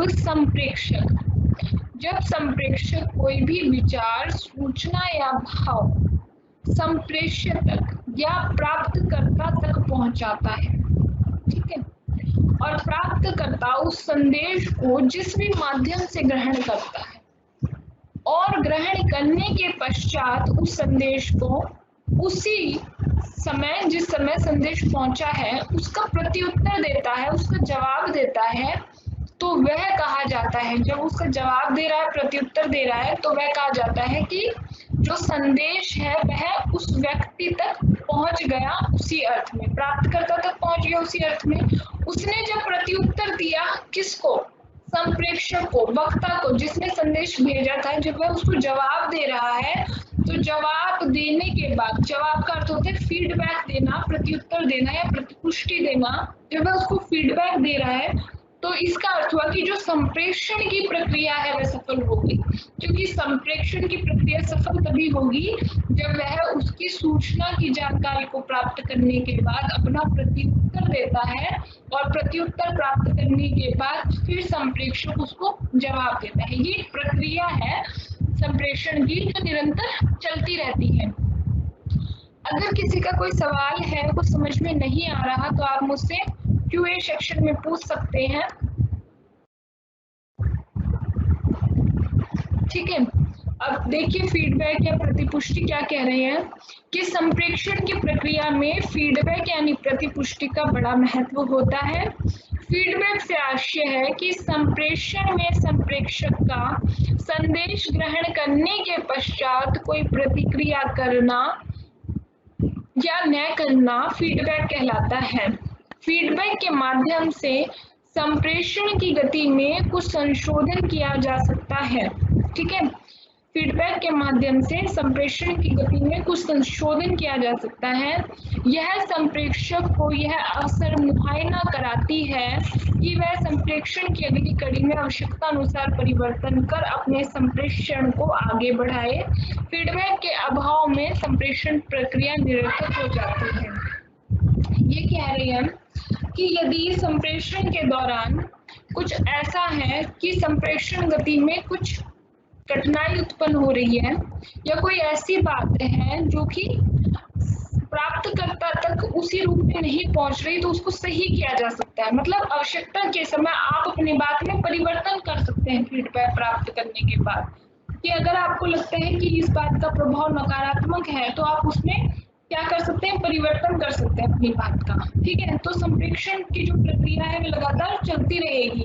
अगर संप्रेषण आगे नहीं बढ़ेगा, मतलब आपको फीडबैक प्राप्त नहीं होगा, आपको उसका जवाब नहीं मिलेगा, तो आप एक बार किसी से कुछ पूछेंगे, अगर आपको उसका जवाब नहीं मिलता तो आप क्या करते हैं, आप उससे कुछ नहीं कहते, फिर कोई जवाब नहीं करते, कोई प्रश्न नहीं करते या कोई सूचना नहीं पहुंचाते, तो वहां पर क्या होता है, संप्रेषण प्रक्रिया निरर्थक हो जाती है, रुक जाती है। तो संप्रेषण तभी चलता रहेगा जब आपको प्रत्युत्तर प्राप्त होता रहे और आप फिर से उससे कोई सूचना दें या कोई प्रश्न का उत्तर पूछें।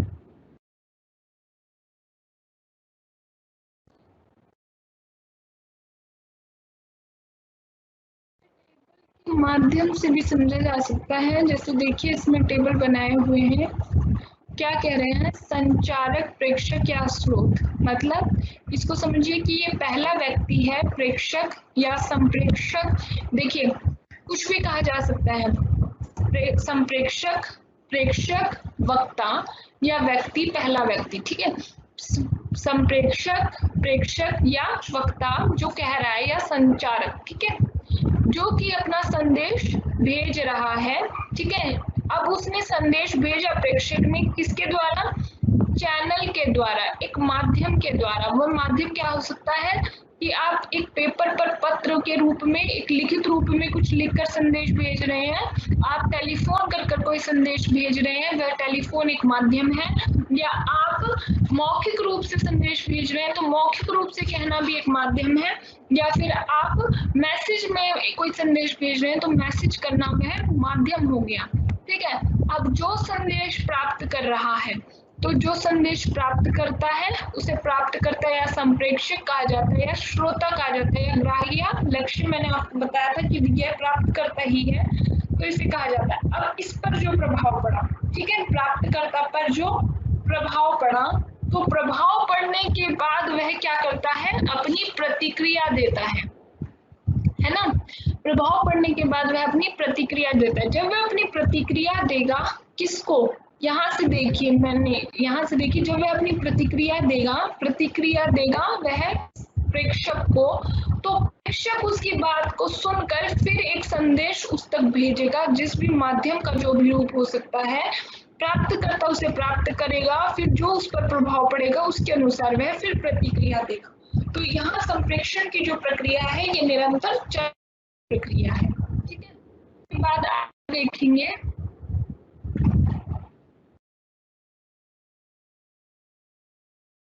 संप्रेषण का महत्व, थोड़ा इसको समझ सकते हैं। संप्रेषण का मानव जीवन में क्या महत्व है, या मानव जीवन में संप्रेषण की आवश्यकता क्यों है, इसके पॉइंट्स देख लेते हैं एक बार।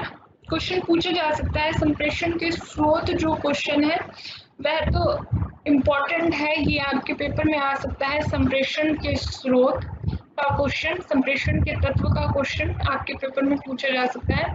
इसी के साथ ये भी प्रश्न किया जा सकता है, जो मैंने आपको संप्रेषण के प्रकार बताए हैं, माध्यम बताए हैं, जो उसके रूप बताए हैं, मौखिक और लिखित रूप में किया जाता है, वह भी पूछा जा सकता है। ठीक है, एक प्रश्न है बच्चे का कि मैम ग्राही समझ नहीं आया। देखिए मैंने आपको कहा कि ग्राही का क्या अर्थ है। ग्राही का अर्थ है ग्रहण करने वाला, जो व्यक्ति ग्रहण कर रहा है। बहुत सिंपल तरीके से याद रखना, संप्रेषण की स्रोत या प्रक्रिया या तत्व जो भी है, संप्रेषण के जो तत्व हैं, जो प्रक्रिया है, देखिए पहला व्यक्ति जो है वह है संप्रेषक या प्रेक्षक। ठीक है, दूसरा है संदेश, तीसरा है माध्यम और चौथा है प्राप्तकर्ता। तो यहाँ पर जो मैंने आपको नोट्स दिए हैं उसमें लिखा है ग्राही एक शब्द, ठीक है। ग्राही का अर्थ होता है ग्रहण करने वाला। क्या ग्रहण कर रहा है? संदेश को ग्रहण कर रहा है, सूचनाओं को ग्रहण कर रहा है जो उसे संप्रेषक भेज रहा है, ठीक है। तो यहाँ पर मैंने कहा कि ग्राही, लक्ष्य, प्राप्तकर्ता और श्रोता, ये सभी एक ही चीज है, ये सभी एक ही है। या संचालक भी लिखा हुआ था, तो ये सभी एक ही है कि जो व्यक्ति प्राप्त कर रहा है सूचनाओं को, वो ग्रहण कर रहा है सूचनाओं को, वो ग्राही है। और जब वह सूचनाओं को ग्रहण करता है तो सूचनाओं को ग्रहण करने के बाद उस पर जो प्रभाव पड़ता है वह उसके अनुसार पहले व्यक्ति को, जो संप्रेषक है, उसको अपना प्रत्युत्तर देता है। देखिए, जैसे मैंने आपसे पूछा कि आज आप क्या कर रही हैं, ठीक है। तो यहाँ पर मैंने आपसे एक प्रश्न किया कि आज आप क्या कर रहे हैं, ठीक है। तो जब मैं ये प्रश्न आपसे कर रही हूँ तो जैसे आप अपने बहुत से परिचित लोगों से, अपने दोस्त से, अपने रिश्तेदारों से फोन पर बात करते हैं तो आप पूछ लेते हैं कि आप क्या कर रहे हैं। तो जब आप पूछते हैं कि आज आप क्या कर रही हैं, तो यहाँ पर एक प्रश्न है जो आपने भेजा, तो यहाँ पर आप क्या हैं? संप्रेषक, ठीक है। आपका एक संदेश है कि आपने एक प्रश्न किया है कि आप क्या कर रहे हैं, किस माध्यम से किया? आपने फोन माध्यम से किया, फोन का इस्तेमाल किया, आपने फोन पर प्रश्न पूछा, तो माध्यम आपका हो गया टेलीफोन, ठीक है।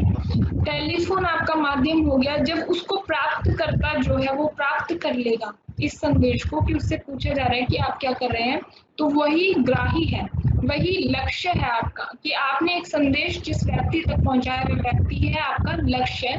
उसने प्राप्त कर कर आपको जवाब दिया कि आज मैं अपना सारा स्कूल का काम कर रही हूँ, ठीक है। तो यहाँ पर जो उसने कहा कि मैं आज अपना सारा स्कूल का काम कर रही हूँ, तो वहां पर उसने आपको प्रत्युत्तर दे दिया, जवाब दे दिया, फीडबैक दे दिया, ठीक है। ग्राही का अर्थ समझ में आया? कोई और भी प्रश्न है तो पूछ सकते हैं। इसके बाद हम बात कर रहे हैं कि संप्रेषण के जो स्रोत हैं, जो तत्व हैं, या संप्रेषण का महत्व क्या है मानव जीवन के बारे के लिए, संप्रेषण क्यों आवश्यक है। ये आपका रिवीजन ही है, मैं एक एक करके सभी टॉपिक जो हैं आपके इम्पोर्टेंट उनके बारे में चर्चा कर रही हूँ, ठीक है। तो कोई प्रश्न है तो आप पूछ लीजिए। संप्रेषण के महत्व के बारे में चर्चा कर रहे हैं कि संप्रेषण के महत्व क्या क्या हैं। देखिए क्या लिखा है कि मानव जीवन संप्रेषण के बिना संभव नहीं है, ठीक है। जन्म से मृत्यु तक मनुष्य अपने जीवन में सूचनाओं के आदान प्रदान का कार्य करता है, ठीक है। कभी किसी प्रश्न का उत्तर देता है, कभी किसी से प्रश्न पूछता है, या कभी कोई सूचना दूसरों तक पहुंचाता है। ये कार्य संप्रेषण के बिना संभव नहीं है, क्योंकि संप्रेषण का कार्य ही क्या होता है? दूसरे से संपर्क बनाना, संबंध स्थापित करना।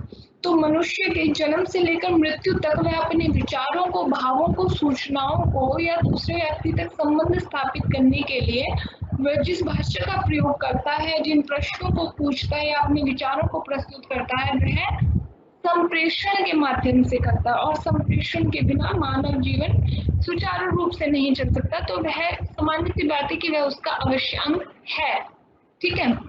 अब इसके बिंदुओं पर चर्चा करते हैं कि संप्रेषण में प्रमुख बिंदु कौन कौन से हैं। थोड़ा सा देख लीजिए। संप्रेषण के महत्व को समझाने के लिए संप्रेषण के प्रयोजन को जानना आवश्यक है। प्रयोजन का अर्थ क्या होता है कि किस कारण से, प्रयोजन का अर्थ होता है कि किस कारण से संप्रेषण किया जा रहा है, ठीक है। संप्रेषण को महत्व को समझने के लिए संप्रेषण के प्रयोजन को जानना आवश्यक है। चूंकि मनुष्य एक सामाजिक प्राणी है और हम सब अपनी आवश्यकताओं की पूर्ति हेतु एक दूसरे पर निर्भर रहते हैं, ठीक है। अपनी जरूरतों को पूरा करने के लिए हमें एक दूसरे के साथ संप्रेषण करना पड़ता है और इसी मानव जीवन का अभिन्न हिस्सा है। क्या कह रहे हैं कि संप्रेषण को समझने के लिए संप्रेषण का प्रयोजन जानना आवश्यक है कि संप्रेषण का कारण क्या है करने का, कह रहे हैं कि चूंकि मनुष्य एक सामाजिक प्राणी या समाज से जुड़ा हुआ है। देखिए आप सभी जानते हैं कि जो मनुष्य है उसको नए नए लोगों से मिलना, नए नए लोगों से बात करना, उनकी रुचि के बारे में जानना, उनकी दिनचर्या के बारे में जानना बहुत अच्छा लगता है, क्योंकि वह पूरे समाज का अंग है ना। तो समाज से जुड़ा हुआ है, समाज से जुड़कर ही मनुष्य अपना विकास करता है।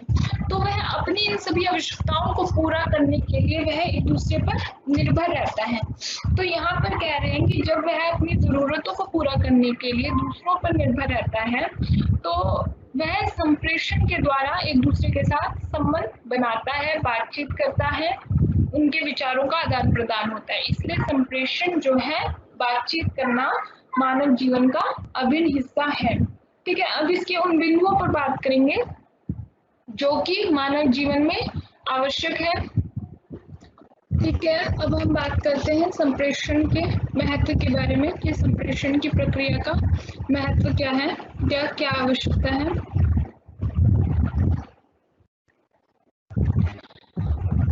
ठीक है, सबसे पहला बिंदु है कि व्यक्तिगत जरूरत।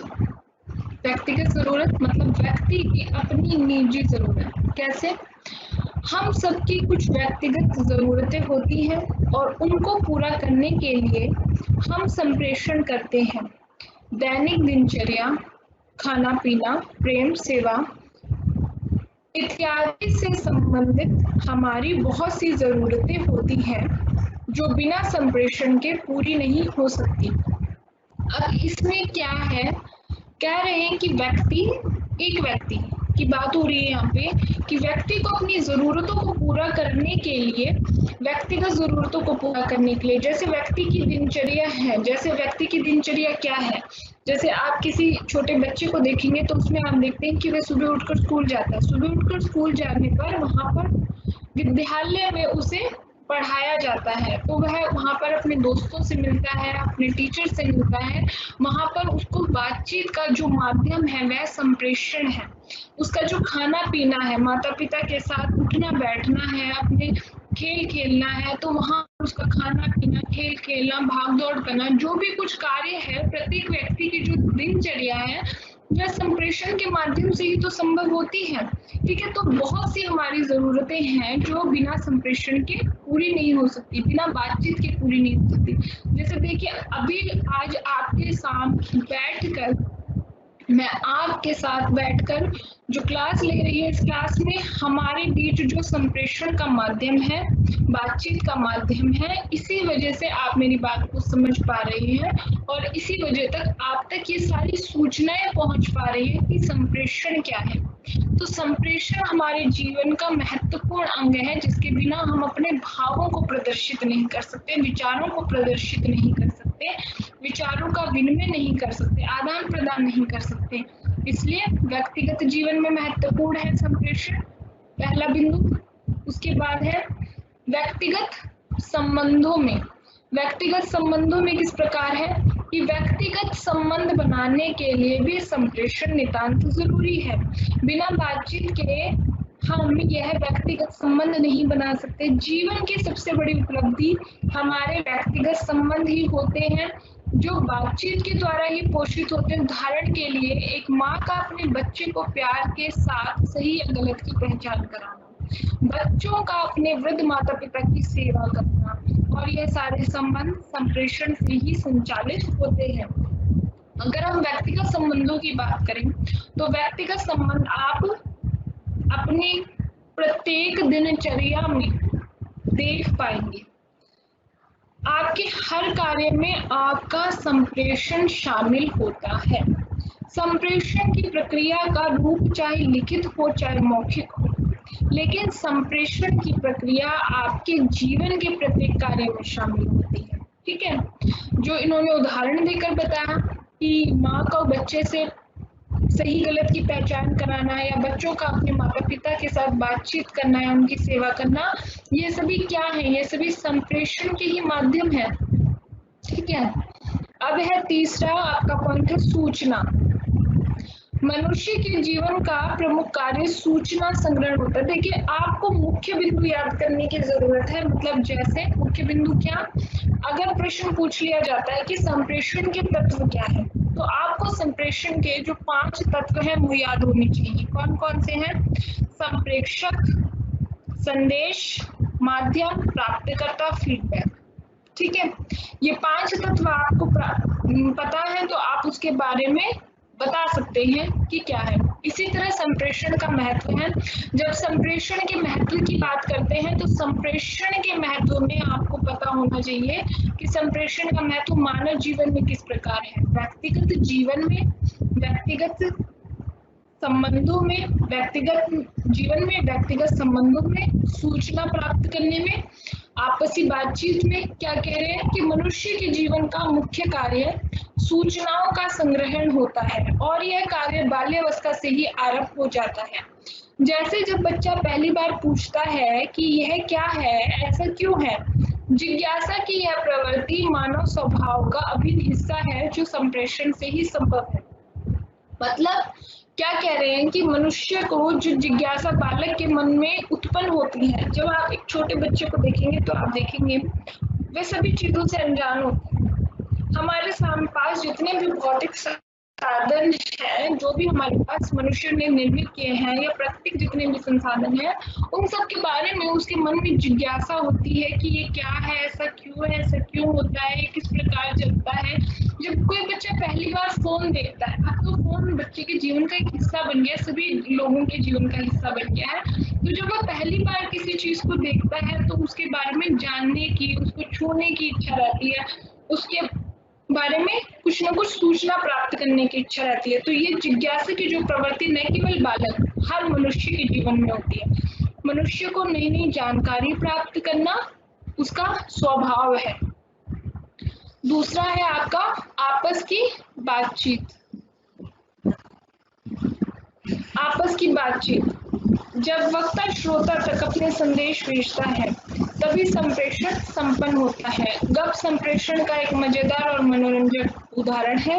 गप के द्वारा हम एक दूसरे के विचारों और भावनाओं और दृष्टिकोणों को समझने का प्रयास करते हैं और यह सब संप्रेषण के बिना संभव नहीं है।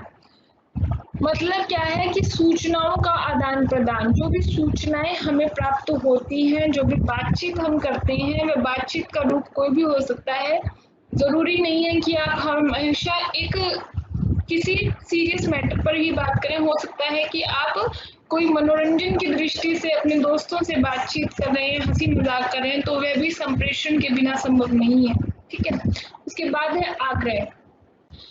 इस प्रकार का संप्रेषण विज्ञापनों को देखने को मिलता है। विज्ञापनों को इस प्रकार बनाया ही जाता है कि ज्यादा से ज्यादा लोगों को पसंद आए। विज्ञापन इस प्रकार ग्राहकों से आग्रह किया जाता है कि ग्राहक उस वस्तु को लेने का मन बना लेता है। आग्रह का क्या अर्थ है कि किसी चीज के लिए आग्रह करना, मतलब उसको बुलाना, उस वस्तु को खरीदने के लिए प्रार्थना करना, उस वस्तु में रुचि उत्पन्न हो। ठीक है, क्या कह रहे हैं कि आग्रह जो है वह विज्ञापनों में अक्सर देखने को मिलता है, लेकिन जरूरी नहीं कि वह विज्ञापनों में ही देखने को मिले। जब आप मान लीजिए कि आपके घर में कोई कार्यक्रम है तो आप किसी ऐसे व्यक्ति को अपने उस कार्यक्रम में बुलाना चाहते हैं जो उस कार्यक्रम में चारों ओर लोगों को प्रभावित करे, या लोग जिसके बारे में जो बहुत ही ज्यादा फेमस है और लोग उसको जानते हैं, तो आप उस व्यक्ति को अपने कार्यक्रम में बुलाना चाहते हैं। तो वहां पर भी हो सकता है कि आप आग्रह करें उससे निमंत्रण के साथ कि आप हमारे घर आइए, जिससे सभी को बहुत अच्छा लगेगा। तो एक आग्रह की प्रवृत्ति वो कहीं भी हो सकती है। जो विज्ञापनों का उदाहरण दिया है कि विज्ञापनों में आग्रह देखने को मिलता है कि विज्ञापन इस प्रकार के बनाए जाते हैं कि उस वस्तु को ज्यादा से ज्यादा खरीदें, तो वह भी सही है, लेकिन ये आग्रह की प्रवृत्ति कहीं भी हो सकती है। मान लीजिए कि आप एक छात्र ही हैं और आप अपने घर के किसी कार्यक्रम में अपने किसी शिक्षक को बुलाना चाहते हैं तो वहाँ पर भी आग्रह की प्रवृत्ति होती है। अपने गुरुजी से आप कहते हैं कि आग्रह करते हैं कि वे आपके कार्यक्रम में पधारे। तो इस तरीके की प्रवृत्ति मनुष्य का स्वभाव है। उसके बाद है मनोरंजन के लिए भी संप्रेषण की आवश्यकता होती है। जीवन में स्फूर्ति उत्साह के लिए मनोरंजन आवश्यक है। जब वह एक धैर्य पर जीवन चलता रहता है तो उसमें क्या होता है, नीरसता आ जाती है। तो नीरसता दूर करने के लिए मनोरंजन जरूरी है। मनोरंजन के माध्यम से शिक्षा देना भी सुगम एवं सरल होता है और इसका एक महत्वपूर्ण कारण भी संप्रेषण है।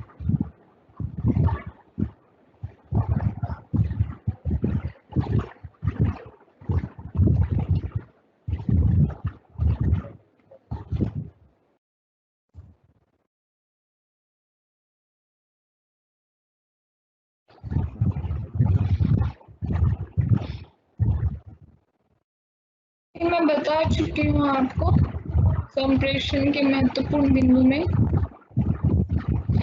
समझ में नहीं आ रहा है तो पूछ सकते हैं, प्रश्न कर सकते हैं। इसके बाद हम फिर बात करेंगे संप्रेषण की प्रक्रिया के बारे में।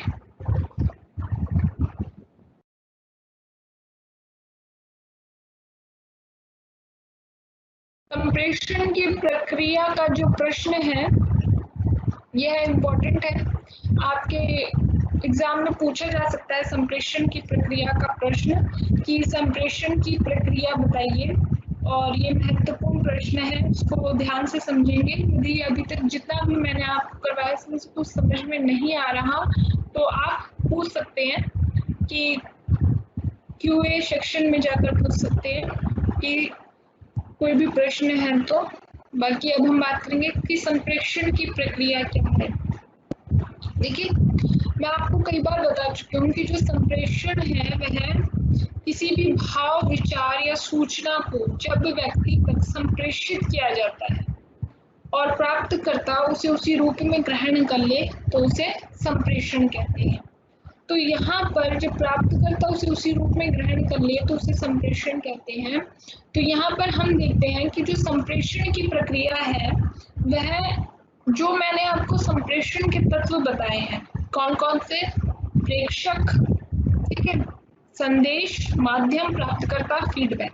संप्रेषण की जो प्रक्रिया है संप्रेषण के 5 तत्वों के साथ ही चलती है, ठीक है, और इन 5 तत्वों के साथ ही आगे बढ़ती है।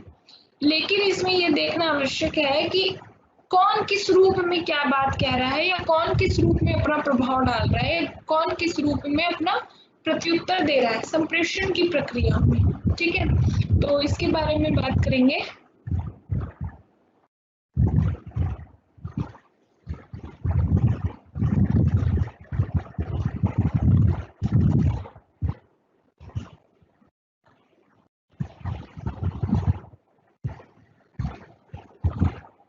संप्रेषण की प्रक्रिया, देखिए क्या कह रहे हैं कि एक नवजात शिशु जन्म लेने के बाद जब पहली बार रोता है तो उसका रोना ही उसके परिवार के लिए उसके साथ उसका पहला संप्रेषण होता है। क्योंकि मैंने आपको कहा कि जब मानव का विकास हुआ तो जो संप्रेषण की प्रक्रिया है इसका भी धीरे धीरे विकास हुआ है। तो पहले मानव की जो अभिव्यक्ति थी संप्रेषण की, वह ध्वनियों के उच्चारण से अपने भावों को अभिव्यक्त करने की कोशिश करता था। तो यहाँ पर ध्वनियों का जो उच्चारण है वह अब एक भाषा में बदल गया। तो सबसे पहले जो बालक होता है उसको भी जो वह सीखता है, धीरे धीरे वह एक भाषा का प्रयोग करना सीखता है, बोलना सीखता है। तो उससे पहले वह केवल एक ध्वनि निकालता है, ठीक है। तो यहाँ पर बालक का रोना भी उसका पहला संप्रेषण ही होता है। उसके बाद प्रत्येक क्षण यह संप्रेषण की प्रक्रिया सतत रूप से जारी रहती है, मतलब निरंतर चलती रहती है और प्रत्येक दिनचर्या में अपने आप घटित होती रहती है। संप्रेषण की यह प्रक्रिया सबसे पहले ध्वनि से, फिर शब्दों से, फिर वाक्यों के जरिए, फिर संवेदनाओं के माध्यम से अभिव्यक्त होती है। इस तरह हम संप्रेषण में अपनी सभी ज्ञानेंद्रियों अर्थात कान, आंख, हाथ और अपने शरीर के समस्त अंगों का भी प्रयोग करते हैं। ये सही बात है कि जब कोई भी व्यक्ति संप्रेषण करता है तो संप्रेषण के दौरान वह अपने कानों से सुनता है, आंखों से देखता है, हाथों से स्पर्श करता है, अपने भाव को अपने हाथों के इशारों से प्रकट करता है, आंखों से कई बार इशारे करता है, अपने नाक से भी वह इशारे करता है, भवों से भी इशारे करता है, नाक को सिकोड़ लेता है, मुंह को बना लेता है। तो ये चेहरे के हाव भाव जो है ये उसकी स्थिति को प्रकट करते हैं कि वह किसी को देख कर या किसी सूचना को प्राप्त कर किस तरीके के भाव उस पर प्रकट कर रहा है। ठीक है, तो इसमें आगे देखेंगे कि अब हम संप्रेषण को हम यदि संपर्क के लिए संवाद यानी एक दूसरे तक अपनी बात पहुंचाने का प्रयास कहें तो गलत नहीं होगा। बोलकर, सुनकर, देखकर, पढ़कर, चित्र बनाकर हम एक दूसरे तक अपनी बात पहुंचाते हैं और दूसरे की बात को हम समझते हैं। ठीक है, तो इसमें सबसे पहले देखिए मानवीय, समस्त मानवीय व्यवहार, ठीक है, या मानवीय क्रियाकलाप संप्रेषण ही तो है। और ये मानवीय व्यवहार संप्रेषण होने के साथ साथ एक प्रक्रिया भी है। जो मानव का व्यवहार है, जो मानव की क्रियाकलाप है, जो मानव की दिनचर्या है, ये एक संप्रेषण ही तो है, मतलब संप्रेषण के द्वारा ही संभव है। और मानवीय संप्रेषण के साथ साथ ये एक प्रक्रिया भी है। इस प्रक्रिया में वक्ता का संदेश श्रोता तक पहुंचता है और श्रोता उस पर अपनी प्रतिक्रिया व्यक्त करता है। किस तरीके से? जब एक वक्ता एक संदेश श्रोता तक पहुंचाता है तभी श्रोता उस पर अपनी प्रतिक्रिया व्यक्त करता है। मैंने बताया आपको, मनुष्य का सोचना समझना, उसकी संवेदनाएं, उसका संपूर्ण व्यवहार संप्रेषण के अंतर्गत ही आता है। संप्रेषण की प्रक्रिया को समझने के लिए संप्रेषण के तत्वों को जानना आवश्यक है। ठीक है, तो यहाँ पर अब हम बात करेंगे संप्रेषण के तत्वों के साथ। मैंने पहले ही कहा संप्रेषण के तत्वों के साथ जुड़ते हुए संप्रेषण की प्रक्रिया बनती है या चलती है।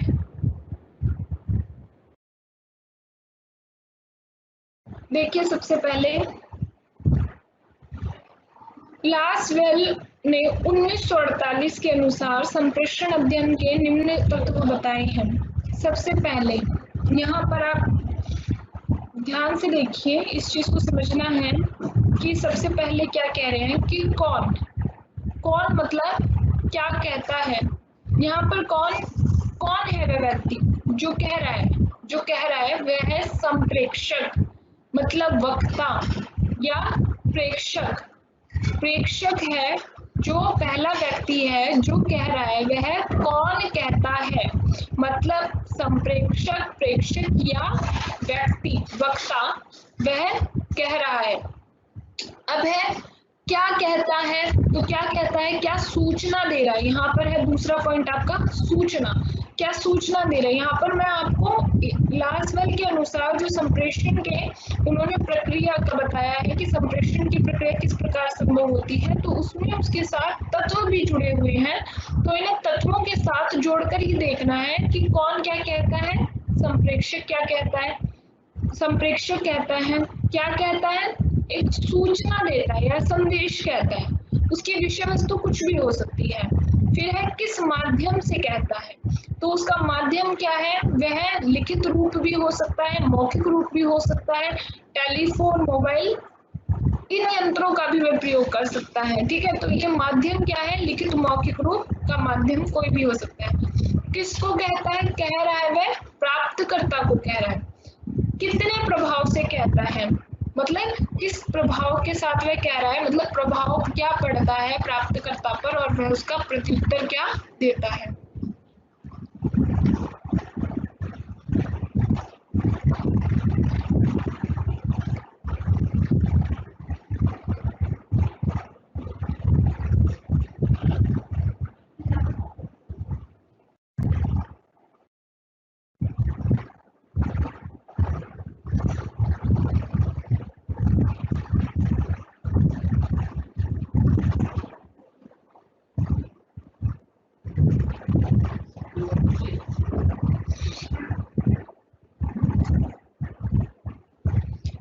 ठीक है, तो जिस तरीके से मैंने पहले बताया उसी में इन्होंने अलग अलग विद्वानों के प्रकार बताए हुए हैं कि उन्होंने संप्रेषण को किस रूप में देखा है और संप्रेषण प्रक्रिया के जो तत्व हैं उनको किस रूप में देखा है।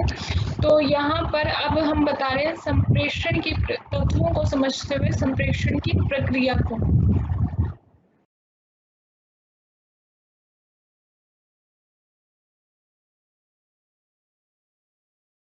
इसके 10 पॉइंट हैं। 10 पॉइंट को समझना है कि संप्रेषण प्रक्रिया के तत्व क्या क्या हैं। बहुत सरल हैं। जो संप्रेषण की प्रक्रिया है, जो मैंने आपको संप्रेषण के तत्व बताए हैं कि संप्रेषण के क्या क्या तत्व हैं, उन्हीं के साथ जोड़ते हुए जो संप्रेषण की प्रक्रिया है उसको जोड़ना है संप्रेषण के तत्वों के साथ। ठीक है, तो इसमें देखिए सबसे पहला तत्व है वक्ता या श्रोता। वक्ता या श्रोता मतलब बोलने वाला और सुनने वाला। पहला तत्व है संप्रेषण की प्रक्रिया। अगर आपसे पूछ लिया जाता है कि संप्रेषण की प्रक्रिया किस प्रकार संपन्न होती है, तो पहले आप बताएंगे कि संप्रेषण की प्रक्रिया क्या है, किस तरीके से इस्तेमाल की जाती है, मानव जीवन में किस तरीके से उपयोगी है। फिर बताएंगे, जैसे मैंने आपको लास्टवेल का उदाहरण देते हुए बताया कि उन्होंने क्या क्या तत्व माने हैं। उसके बाद संप्रेषण की प्रक्रिया में इन तत्वों का वर्णन करते हुए बताएंगे। सबसे पहला है वक्ता या श्रोता। तो वक्ता या श्रोता मतलब बोलने वाला या सुनने वाला। किसी भी संदेश का जन्म किसी न किसी स्रोत से ही होता है, या स्रोत कोई व्यक्ति भी हो सकता है। अब क्या कह रहे हैं कि जो भी संदेश है उसका जन्म किसी न किसी स्रोत से होता है। स्रोत मतलब वह व्यक्ति भी हो सकता है जो कि बोल रहा है, मतलब कोई भी विचार, क्योंकि उस व्यक्ति के अंदर से भी कोई विचार आ सकता है जो किसी दूसरे व्यक्ति तक प्रस्तुत कर रहा है, मतलब श्रोता तक पहुंचा रहा है। तो यहाँ पर श्रोता तक तो जो वह विचार पहुंचा रहा है वह स्रोत, उसका स्रोत क्या है, वह उसका विचार है।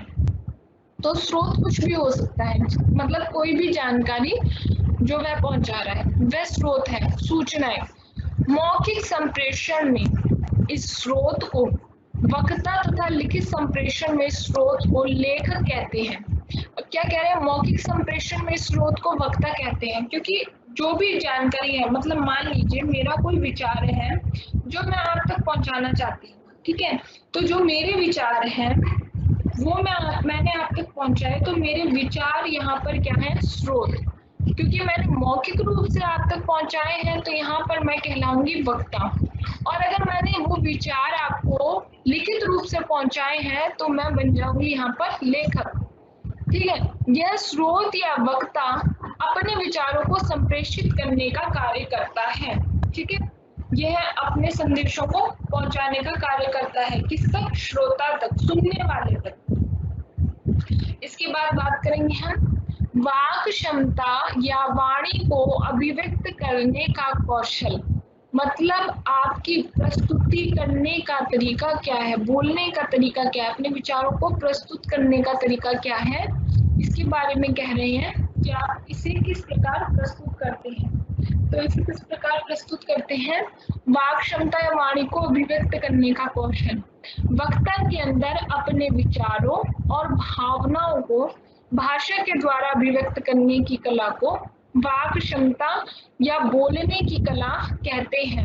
मतलब किस तरह से कि वक्ता के अंदर जो उसके विचार हैं, जो उसकी भावनाएं हैं, वह किस प्रकार उनको व्यक्त करेगा, वह भाषा के माध्यम से उन्हें व्यक्त करेगा। तो भाषा के माध्यम से बोलने की जो कला है, एक होता है आपने किसी बात को बहुत ही प्रभावशाली तरीके से कहा कि सामने वाले व्यक्ति को उस पर प्रभाव पड़ा और उसने वो बात अमल की, ठीक है, उस बात पर अमल किया, उस बात को माना। दूसरा है कि आपने उसको ऐसे ही कह दिया और उसने उस बात को सुना और फिर निकाल दिया, एक कान से सुना दूसरे कान से निकाल दिया। तो श्रोता की वाक क्षमता मतलब वाणी की अभिव्यक्त करने की जो क्षमता है वह होती है बोलने की कला, जिससे सुनने वाले को उसके एक एक शब्द का ज्ञान हो जाए, उसकी समझ में आ जाए।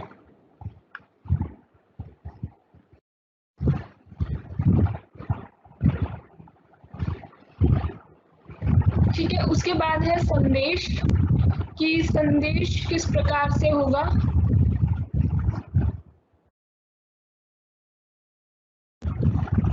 देखिए, जब हम बात करते हैं संदेश की, तो संदेश हमेशा क्या कह रहे हैं कि अर्थपूर्ण होना चाहिए। ठीक है, संदेश हमेशा अर्थपूर्ण होना चाहिए। यह संदेश या सूचना मौखिक, लिखित, आंगिक या सांकेतिक भी हो सकता है। ठीक है, जो संदेश है वह हमेशा अर्थपूर्ण होना चाहिए, और संदेश सूचना मौखिक, लिखित या आंगिक या सांकेतिक भी हो सकता है। ठीक है, मतलब क्या कह रहे हैं कि जो भी संदेश आप भेज रहे हैं, जो भी विचार प्रस्तुत कर रहे हैं, उसका कोई ना कोई भाव होना चाहिए, अर्थ होना चाहिए। और संदेश का जो रूप है वह मौखिक भी हो सकता है, ये मैं आपको बता चुकी हूँ कि संदेश का रूप मौखिक भी हो सकता है, लिखित भी हो सकता है। आप अंगों के द्वारा भी, अपने शारीरिक अंगों के द्वारा, जैसे आप मान लीजिए किसी को कहते हैं कि आप बैठे हैं एग्जाम हॉल में और आप वहां पर बात तो कर नहीं पाते, लेकिन आपके कोई मित्र हैं, उनको आप बेस्ट विशेस देना चाहते हैं कि एग्जाम अच्छा जाए, जैसे कि बच्चे ऑल द बेस्ट बोलते हैं, तो आप अपने अंगूठे के माध्यम से, के माध्यम से अंगूठा ऊपर करके और अपने सभी उंगलियों को मुट्ठी बनाकर एक चिन्ह प्रदर्शित करते हैं कि मतलब आप उससे ऑल द बेस्ट कह रहे हैं। वहीं अगर आप उस हाथ को, अंगूठे को नीचे की तरफ प्रदर्शित अगर करते हैं, तो वहां पर आप कह रहे हैं कि तुम मुझसे हार जाओगे, इस तरीके का आप संदेश दे रहे हैं। तो जो आंगिक कहा कि आप शारीरिक अंगों के द्वारा, अपने शरीर के अंगों के द्वारा किस प्रकार से भाव प्रदर्शित कर सकते हैं। एक होता है कि आप उसको ऑल द बेस्ट कह रहे हैं, दूसरा आप उसको नीचा दिखा रहे हैं, तो इस तरीके के भाव आंगिक है। संकेतिक, संकेतिक का अर्थ भी यह होता है कि आप किसी संकेत के माध्यम से उसको, अपने भावों को प्रकट कर रहे हैं। ठीक है, शब्दों में तो, भाषा में तो शब्दों, वाक्यों, प्रतीकों आदि के माध्यम से संदेश प्रसारित किए जाते ही हैं। मतलब भाषा में जो आप शब्दों का प्रयोग करेंगे, जिन वाक्यों का या प्रतीकों का प्रयोग करेंगे, यहाँ पर प्रतीक, शब्द और वाक्य तो सभी को पता है, प्रतीक कहने का क्या आशय। जैसे मान लीजिए, प्रतीक कहने का आशय यह है कि जैसे आपने किसी कविता या कहानी में पढ़ा होगा, या आप देखते हैं कि हम दिवाली के दिन त्योहार पर दिए लगाते हैं, तो यहाँ पर दिया किसका प्रतीक है कि अंधेरे को मिटाने का प्रतीक है दिया जलाना। ठीक है ना, या अंधेरे को, जैसे एक दिया, मात्र एक दिया क्या पूरे शहर में रोशनी कर सकता है, एक पूरे घर में रोशनी कर सकता है। तो यहाँ पर क्या कह रहे हैं, उस दीपक के माध्यम से कवि संदेश देता है कि यह दीपक जो कि उजाले का प्रतीक है। एक दीपक से कितना उजाला होता है, लेकिन वो एक प्रतीक के रूप में प्रयोग किया जाता है। दीपक का जलना प्रतीक है कि अंधेरे में उजाले का होना, है ना। तो ये होता है प्रतीक। आदि के माध्यम से संदेश प्रसारित किए जाते हैं। भाषा का एक व्याकरण होता है, जैसे नवीन ने नियम को मारा और नियम ने नवीन को मारा। अब देखिए, नवीन ने नियम को मारा, तो यहाँ पर क्या पता चलता है कि नवीन ने नियम को मारा। ठीक है, और इसी का उल्टा हो जाता है कि नियम ने नवीन को मारा। तो भाषा का एक व्याकरण है। कहने का अर्थ ये है कि जिस भाव से जो बात कह रहे हैं, अगर उसका सही अर्थ में उसको प्रकट नहीं किया जाए तो वह एकदम विपरीत अर्थ देती है ना, क्योंकि इसका उल्टा हो जाएगा। इसी प्रकार प्रत्येक भाषा को प्रभावशाली बनाने के लिए उस भाषा का अपना मुहावरा होता है। ठीक है, क्या कह रहे हैं, उस भाषा का अपना मुहावरा होता है। और प्रत्येक भाषा किसी न किसी संस्कृति का भी हिस्सा होती है। अतः यह अति आवश्यक है कि वक्ता को अपनी भाषा के व्याकरण, सांस्कृतिक मुहावरे आदि को समझना चाहिए, क्योंकि भाषा ही संदेश का आधार है और भाषा के जरिए ही संदेश बनता है। संदेश कई बार अशाब्दिक भी होते हैं, परंतु अर्थ संपूर्ण होता है। देखिए क्या कह रहे हैं, शाब्दिक में क्या, कौन से संदेश आते हैं, शाब्दिक में वो संदेश आते हैं जिनमें शब्द नहीं होते, उसमें कोई चित्र हो सकता है, कोई चिन्ह हो सकता है, शारीरिक हाव भाव के इशारे जो होते हैं ना, आपके चेहरे के, हाथों के इशारे, वे अशाब्दिक संप्रेषण में आते हैं। ठीक है, तो परंतु अर्थ संपूर्ण होता है, परंतु जो उनका अर्थ होता है वह संपूर्ण पूर्ण होता है। मौखिक और आंगिक संप्रेषण की अभिव्यक्ति एक साथ की जा सकती है। ठीक है, अब देखिए उदाहरण के तौर पर बता रहे हैं कि जैसे जाओ एक शब्द है, परंतु बोलने के ढंग से इसका अर्थ बदल जाता है। कैसे, एक बार आप आदेश देकर कह रहे हैं कि तुम यहाँ से जाओ, ठीक है। दूसरा, आप अनुमति के तरह से कह रहे हैं कि तुम्हें यहाँ से जाना चाहिए। फिर आप क्रोध के भाव में कह रहे हैं कि यहाँ से जाओ। फिर आप स्नेह से कह रहे हैं या फिर आप किसी हड़बड़ी में कह रहे हैं। तो यहाँ पर आपके भाषा का और कहने का भाव जो है वह आपके चेहरे के हाव-भाव से और आपकी बोलने की अभिव्यक्ति की प्रक्रिया से स्पष्ट हो जाता है। तो कहते हैं कि संप्रेषण की प्रक्रिया को सफल बनाने के लिए वक्ता को अपनी भाषा और वाणी में तालमेल रखने की कला आनी चाहिए, तभी सही ढंग से संप्रेषण हो सकेगा। आपको पता ही है, मैं कई बार बता चुकी हूँ, माध्यम मौखिक संप्रेषण के भी माध्यम होते हैं, लिखित संप्रेषण के भी माध्यम होते हैं। मौखिक में मुख से बोलकर, लिखित में लिखकर जो संप्रेषण के माध्यम है, पत्र के द्वारा, लेख के द्वारा, और जो आधुनिक समय में विकसित हुए माध्यम है, radio, television, internet, mobile phone, ये आधुनिक माध्यम है जिसके द्वारा संप्रेषण किया जाता है ना।